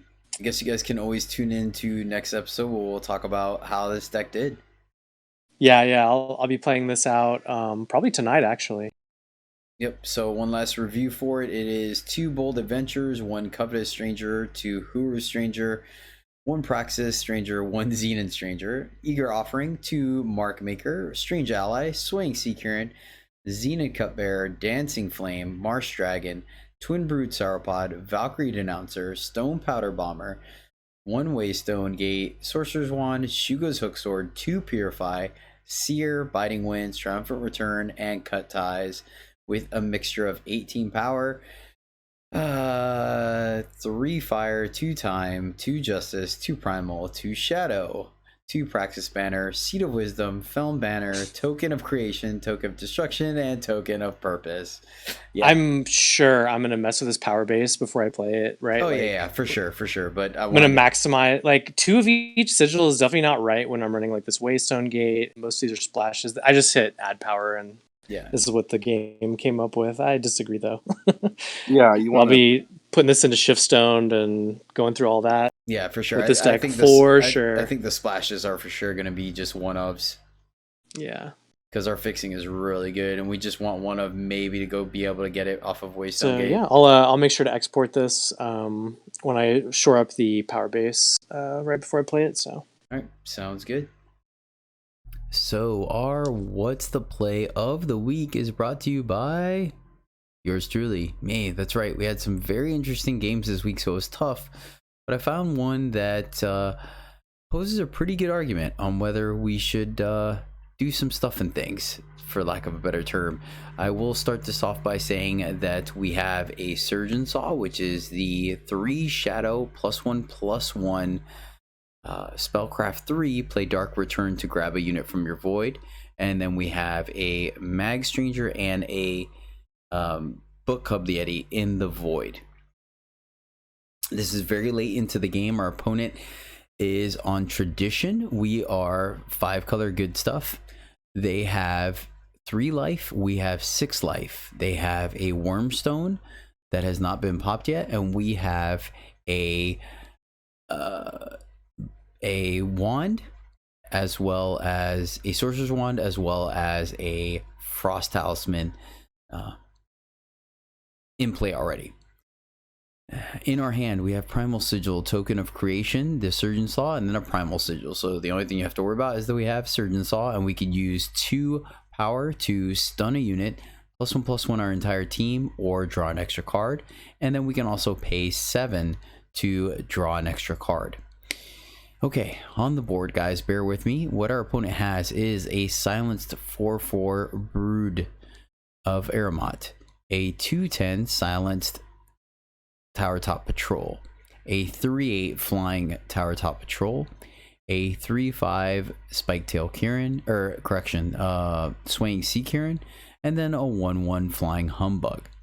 Our side of the board consists of a 4/4 silenced Shardbinder, a 4/5 silenced Denouncer, it's an 8/8 Endurance Corpse Bloom, and then a 2/4 Instructor Unseen. I don't know, it doesn't matter. For all intents and purposes, it's a vanilla 2/4. Okay, John, what are you thinking about doing here? Of note, once again, I think if I remember, the only thing that really mattered I think we might have had a flyer we had a flyer, and then the Book Club Yeti in the Void. Yeah. Do you remember, like, what was the pause situation leading up to this? I think we identified that they had a pause.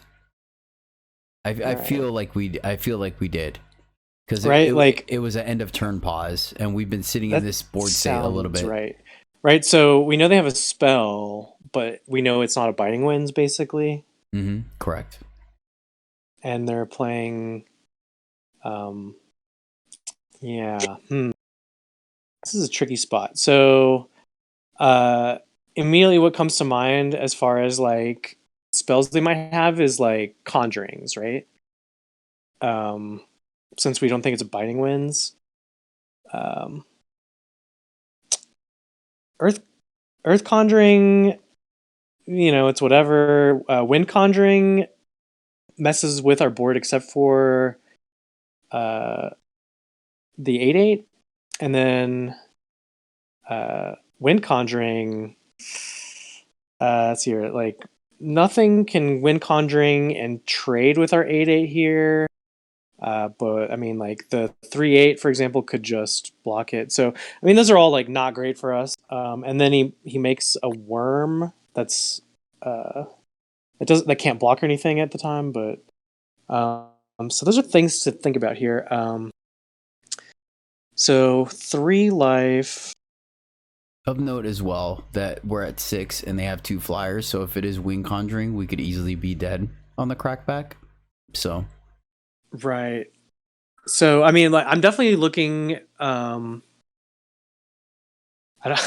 think rather than just spending mana like for the Frost Talisman and drawing a card here, I think I'd look first into the Void with this Surgeon Saw. And so, like, let's see here. So if we get our Book Club Yeti, he can deal 2 damage to a creature. So it's 3. Is that 6 to Dark Return? No, you're right. I take that back. We don't have a Sorcerer's Wand. Because you're right. The Book of Yeti would have been able to do 5.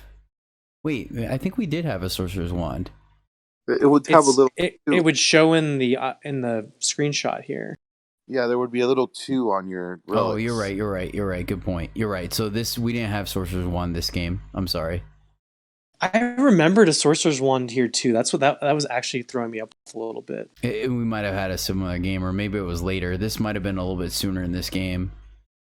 I don't think so. Hmm. This game was shortly after. I think just a couple of games looked. This deck kind of dirtled a lot, so we could have had similar board states. But I do Right. remember that because we were looking at the Book Club Yeti, but it didn't kill anything except for the 1/1 humbug.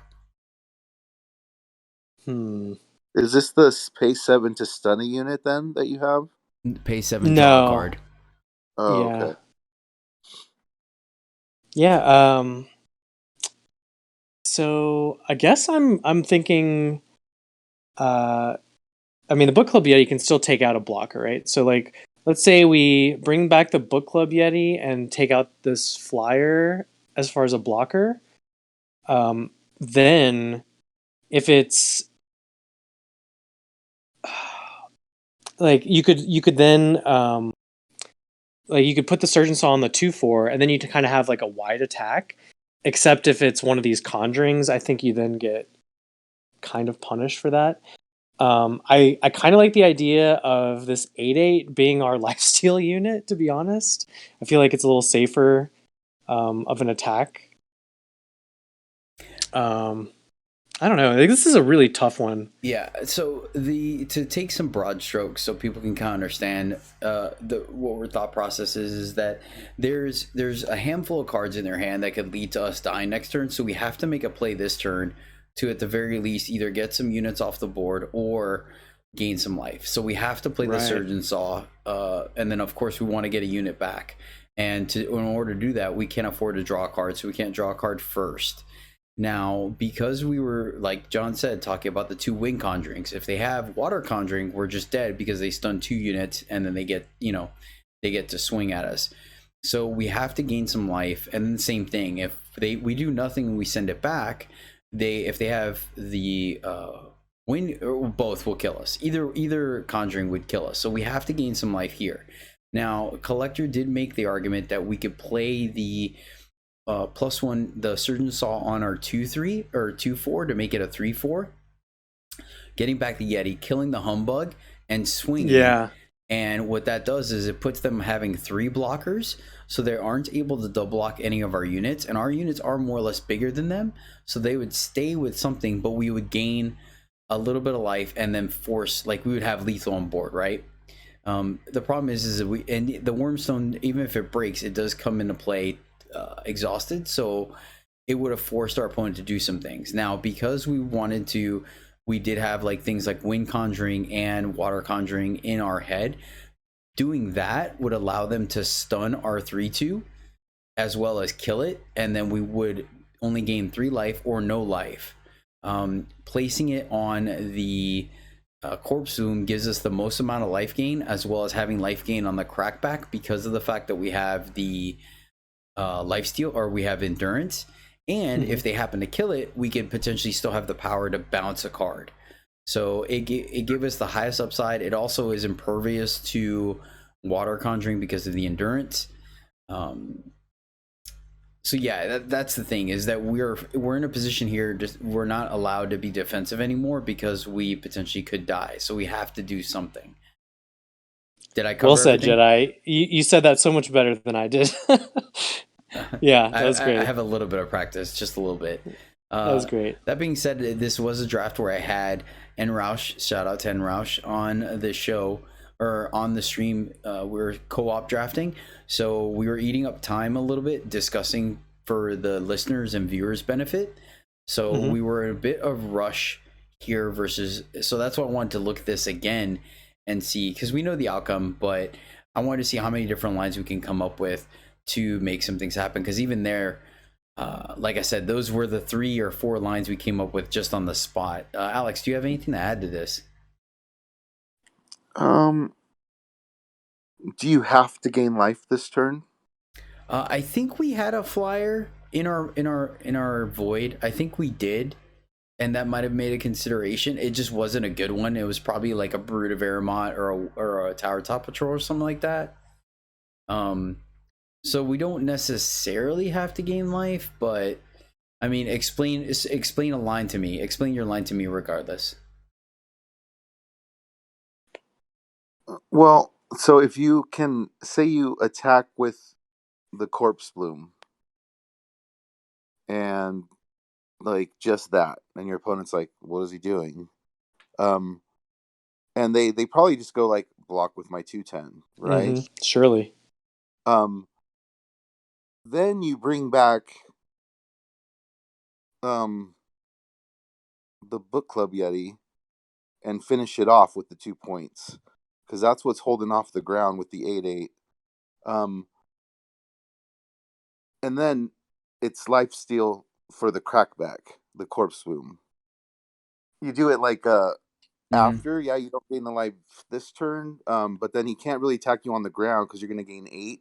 And then the next turn you can swing in, and I mean it's a 9/9 life steal. If it dies, you're going to get a bounce effect back. I don't know. Did you win this game? No, we didn't, and it was this turn that decided it. I'll explain in a minute. Now, with your attack though, is there a consideration that is it on your radar at all for the opponent to triple block with? Because if they triple block, we're still only able to kill one thing in the triple block. Because remember, it's a 4/4, a 2/10, and a 3/5. So, you know, even if we wanted to kill the 2 smaller units, it still has to be an extra point of damage. And then they get rid of our corpse boom. If they triple block, it's like basically you're kind of like hoping the opponent's like, okay, well, I'm not going to triple block or because he's going to blow me out. I'm just going to do the safe block.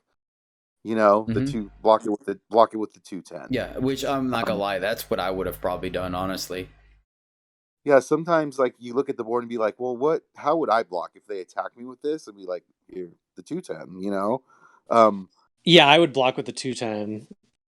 So like, so they're up to it's something. not like a 100% thing, but like I'm almost sure that's what the opponent would do if you swung like that. I don't know, man. I think your average opponent might just triple block there. So here's the thing, though.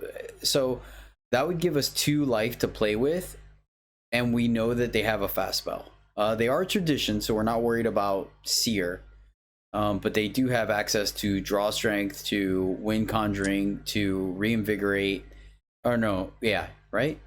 Yes. Bounce spells. There's a lot of spells that will wreck you right here. Yeah. So for sure. Okay.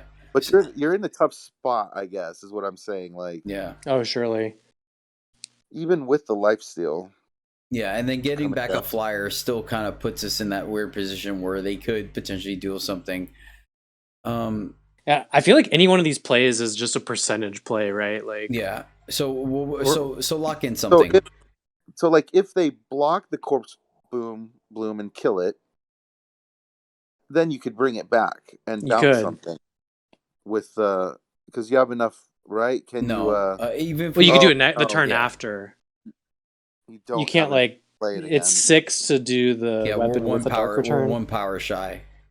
We could play our power. I think we could still play a power this turn. You can. What about so go to 12? Can we activate the shade and play the saw with the what's the shade? What's a corpse bloom shade? I think 3. Yeah, we could. So we could like bounce the 3/8, which is what we're most scared of. I don't know. There's like a lot of different lines with the timer going down on here. So right. It's the timer has gone down like 6 times already on us. There's another line. The thing is that like I feel like we have to gain life because with that fast spell, it's either coming in on offense or they're going to do it end of turn to break the Wormstone, right? And then they're going to have too many attackers for us to. We only have a handful of profitable blocks, and then some. You know what I mean? So. And having access to lifesteal could be even just one connection with that corpse boom on lifesteal could be potentially enough. The fact that they have that 2/10 makes it very awkward because we're almost pressed to putting the Surgeon Assault on the biggest unit because it's the only one, like our other units aren't going to do anything, right? Maybe we could have maybe put it on the 4/4. That way if they block with anything other than the 2/10, something dies and we still get like a decent amount of life, and if they kill it, well, we still have a corpse boom. That could be another line of play as well. But I personally do feel like we needed to gain some life here for sure, especially them having a 2-turn clock in the air with a fast spell in hand. You know, I the more I think of it, I think Collector's putting it on the 2/4. putting it on the 2/4 and then ace spacing. Mm-hmm. Is that what he said to do? Because I think And use the Yeti to kill the humbug, so the chump block was Yeah, off the table. yeah. I'm more and more convinced that that's like the highest percentage line of play here myself. I mean, 'Cause, it like, does post lethal, yeah. Like otherwise, we're literally just like setting ourselves up to die, like So to so many different things. I still think the fact that, well, here's the thing too, is that personally, I see the merit in that line of play, and I don't think it's wrong, but I think it makes us, even though it puts lethal on the board, I think it opens us up to get blown out a lot higher by more cards. Because if we put, like I said, going back to the initial point, my biggest reasoning, obviously you gain the most life with Corpse Plume and we have it on defense, but Corpse Plume by itself avoids Water Conjuring and Biting Winds, right? They would have to burn the Biting Winds, but they would still have to block to kill the Corpse Plume, and because of endurance it can't be stunned. Versus if we put it on the 2/4, making it a 3/5, they can stun it and they can Biting Winds it without gaining any life. And then they make profitable blocks, right? They lose their 4/4 brood, but they keep 2 of their guys, and then we're tapped out. Well, we have 1 blocker, and then they have 4 or 5 attackers. So that was my reason behind it. But I think you guys are right. I think it's hard to come to a line, and we've actually already spent 15 minutes on this. So we're gonna, the long story short, to give you guys some, what ended up happening is, honestly, there wasn't any correct line because the fastball they had was teleport, which worked out. Yeah, that's like what I'm thinking. Like, it's like, man, if it's just a bounce, you're kind of punished no matter what. Yeah, and that's exactly what it was. We went with the Corpse Moon play, and they simply just bounced it. So we lost the lifesteal, lost our Corpse Moon, and they got their guy. So and we attacked with all our units. But like I said, this might have been one of those positions that we were just kind of stuck like Chuck. Let me know in the comments below what you guys think should have been the highest play here. Yeah, there's almost no there's almost no spell in these colors where you're gonna have a good time. Yep, like that's a fast spell. So especially with us not having some kind of reaction to it as well. Right. All right. So that's what's the play, which leads us into our constructed corner. So first off, we had both our constructed corner is going to be talking about the ECQ winner this past weekend. But first, I want to give a shout out to our very own Celtic 7 Guardian, who took her aggro Combre list to a top 64 finish. So congratulations and shout out to Celtic Guardian. If you see her around, definitely give her a good old digital virtual pat on the back for doing a great job on a very aggressive field, being the only Combre list to make it to day 2. Oh, way to go, Celtic. Congrats. Way to go, Celtic. Awesome. And, I'm sure a lot of people in the order witnessed your ECQ run. Thank you for streaming that, Jedi. That was very entertaining and well played to you as well, man. You were so close. You'll definitely get there next time. Appreciate it, man. I took a lesson out of Yoda's book and streamed the entire thing instead of just recording it, and it worked out well. I added a third monitor for the time being and just had it way off to the side. It was a little weird always looking to the side to talk to people, but it was fun. It was a little frustrating. I missed it by 1 win, and there was 100% one game that I punted, and that was the loss. So that made it a little bittersweet, but it is what it is. We had to go 5-1 in our last 6 games. That's when I did the last breakdown. Obviously, we could break it down however we wanted. I ended up going 4-2 in the last 6 games. So, but I don't think there was anything I did horribly right or wrong. I did play a very aggressive Annihilate in like my second to last game. And by that point, that might have been a little bit nerves. I'm not necessarily sure because we ended up losing to a giant behemoth, or I'm sorry, I think it was a behemoth or a Terrazon, one of the two. Anywho, yeah, it was a lot of fun. I enjoyed it. But once again, thank you to Celtic Guardian 7 for being a part of our team and doing great. But okay, guys, the deck we're going to talk about is actually the ECQ winner, which is the Boxer. So shout out to the Boxer to going up against a very competitive field with yet another homebrew. If you guys remember, the Boxer is the one that put the deck that we talked about last week on the map, and he's back at it again, renovating the deck, turning it into a still the even Vox shell, but with a actually, hold on, I take this back, because now it's saying that Murder of Crows is the genius behind this. So shout out to Murder of Crows for Murder, a prior guest on EternalJourney. He came up with this list. That's what I've heard that from him as well. Yeah, I have the ECQ or the Warcry page opened, and sure enough, he says it, and it's the Boxer that said it. So sweet. Yeah, it was actually the show that you were on, the first show you were on, John. Mm-hmm. So yeah, shout out to Murder of Crows as well. Yeah, very cool deck. Yeah, very spicy. The coverage liked it, and I gotta say we like it too. The epitome of toolboxy here, where he managed to combo even Vox with Kilo to have a bunch of one-ofs in the deck to kind of get you there and capitalize as well on some of the nightmare pumping synergies of Vox that is somewhat underrated.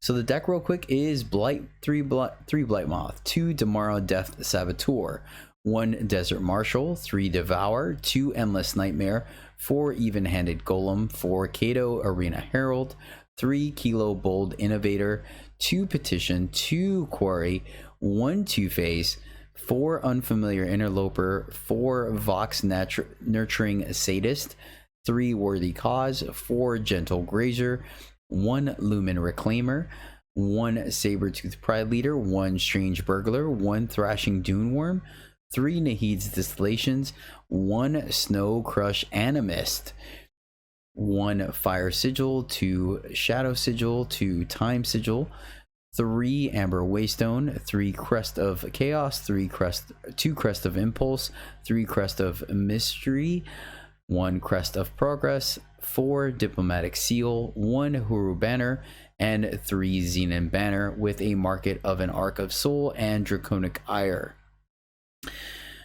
Yeah, this deck was a lot of fun to watch. I gotta admit, it was a blast. John, did you catch any of the coverage of this gameplay?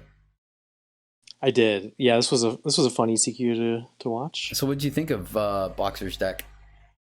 It was fantastic. Like, you know, it felt like they really came prepared for the tournament, right? Like, this deck had legs against most of the field, and you know, in day one, it's the kind of thing where you're gonna win games, you know, from the deck's own merit, as well as some games that maybe your opponents could have won if they had some clue what you were up to. But because it's like 5-color and like it looks like one deck and then kind of like morphs into another as the game goes on, like that kind of thing is really powerful in day one for an ECQ. Like I kind of did the same thing for a prior one with like my Genève Spellcrag list. Like, you know, I'd kind of make opponents think I'm on like two different decks before I finally reveal to them like, oh no, I'm just a Spellcrag deck, you know, like because of my early plays in the colors. Like it kind of reminds me of that, and I think that really trips people up a lot on day one. Obviously, day two is all open deck lists, and even then, right, like then it's where the deck's construction really shines, right? Like, and then it's like for a deck like this, you really see the pilot's skill come into play, which the Boxer has in spades, clearly. You know, there's so many lines at any given moment with a deck like this, and so many pivotal decisions. Like it's a really high level style, and I really enjoy seeing decks like this played and playing stuff like this myself. I can't wait to try this one out. Have not actually given this one a try yet. Yeah, you're completely right about definitely putting the work in and being prepared for the field, because you look at all these one-ofs and some of them you kind of question until you see it in play. Like, for example, the Snow Crush Animist, like that card definitely allowed them to get in there for an alpha swing, being able to stun or kill the enemy's board and still leaving your board that you set up, hopefully 1 or 2 8/8 from the Kato and things like that to get in there. And, you know, like you said, people are going to look at it as an even Vox deck for half the game, and then all of a sudden Kilo comes down and starts doing some work and you're not quite sure how to battle it. Gentle Grazer, another overperformer. I like that card. Yeah, very, very strong deck. And once again, like you mentioned, in the hands of a great player like the Boxer, it did some work. Alex, you caught some of the ECQ as well, right? Do you have any feedback about watching this deck and Boxer on it? I think he got the like coolest nickname change because of it. The Voxer's pretty cool. Um, no man, he's a skill player, and then great deck design. Um, it was super fun to watch, and it put a twist on it from the weekend before, so it was like a little different. Yeah, I had a good time. Yeah, Boxer's been killing it like this whole ECQ season, honestly. Seriously. When you're on a heater, you're on a heater, and well-deserved victory. And Boxer will be playing in Worlds this year, so that's super exciting. All right, guys, that's gonna do it for What's the Play. Once again, you can catch the deck in or link to the deck in the show notes down below if you're interested. All right, this leads us to our closing segments, and we have another great Jedi Knight that cashed in their metachlorians to have their question answered on the show. This is Disciple of Vi. Went ahead and asked, I never draft except to rare draft. I want to get better, but it's hard to evaluate eternal cards. I used to draft MTG all the time and was good at it. How do you evaluate picks with an MTG mindset, or should my focus be different? Alex, why don't you start this one off for us? I mean, it's a very similar mindset. I brought a lot of my Magic knowledge to the card evaluation part of Eternal. Once you figure out the mechanics and how they work, a lot of them are very similar. Once you figure out how the digital mechanics work and like the cards remember stuff. But yeah, it's like the same rules apply, removal units, the cost that you're getting for the stats, the cost of the removal spell. Just, I don't know. It's very similar for me. I don't know about you guys. I think every card game is going to have its nuances, but if you're used, just like you evaluate different cards based on their set, right, and the mechanics and how they work within the set, I think it's the same kind of thing where you just treat Eternal as another set that you have to break down. Like, okay, how do these cards interact with each other? What are the things you're looking for? But much like you said, the foundation of any limited format is still there, regardless of the overall mechanics of the set or the card game. Once, like you said, the nuances, you understand how influence works, you understand how cards maintain their modifications and stuff, then you're still looking at the same things. Like, okay, how much does this removal spell cost? Is it fast speed or is it slow speed? How many influence is it? So I think you're right. I think it's very easy to take things from the MTG or other card games and apply them to, especially MTG, because I think there's a lot of overflow or overlap between the two. I haven't played too many various card games, but even Hearthstone, I feel like you can take some application from this as well, right? There's still the cost factor. They're still having a curve.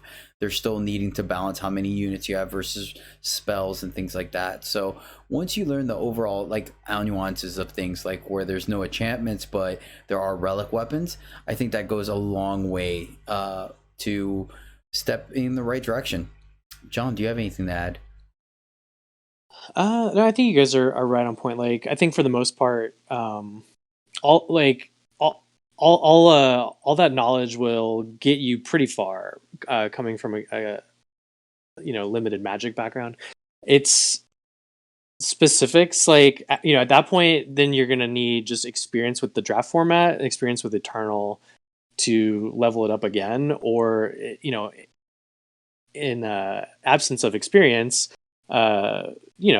learning in some way, like, listening to this podcast, watching Twitch streamers play, like things like that will help you absorb those particular skills without, putting in the hours yourself. Like, so it's kind of like learning vicariously through others or whatever, it can help you get that last leg without actually, Like, without putting in all those hours yourself. But no, I think Jedi. it. Oh, Yeah, I was gonna say I let think the Jedi skills run transfer. for you, right? Yeah, definitely. Thanks, appreciate that. Yeah, All you have right. the counter Yeah, no doubt, no doubt. I like keeping myself honest and humble. You know, I'm human, and I think it helps other people feel better, right?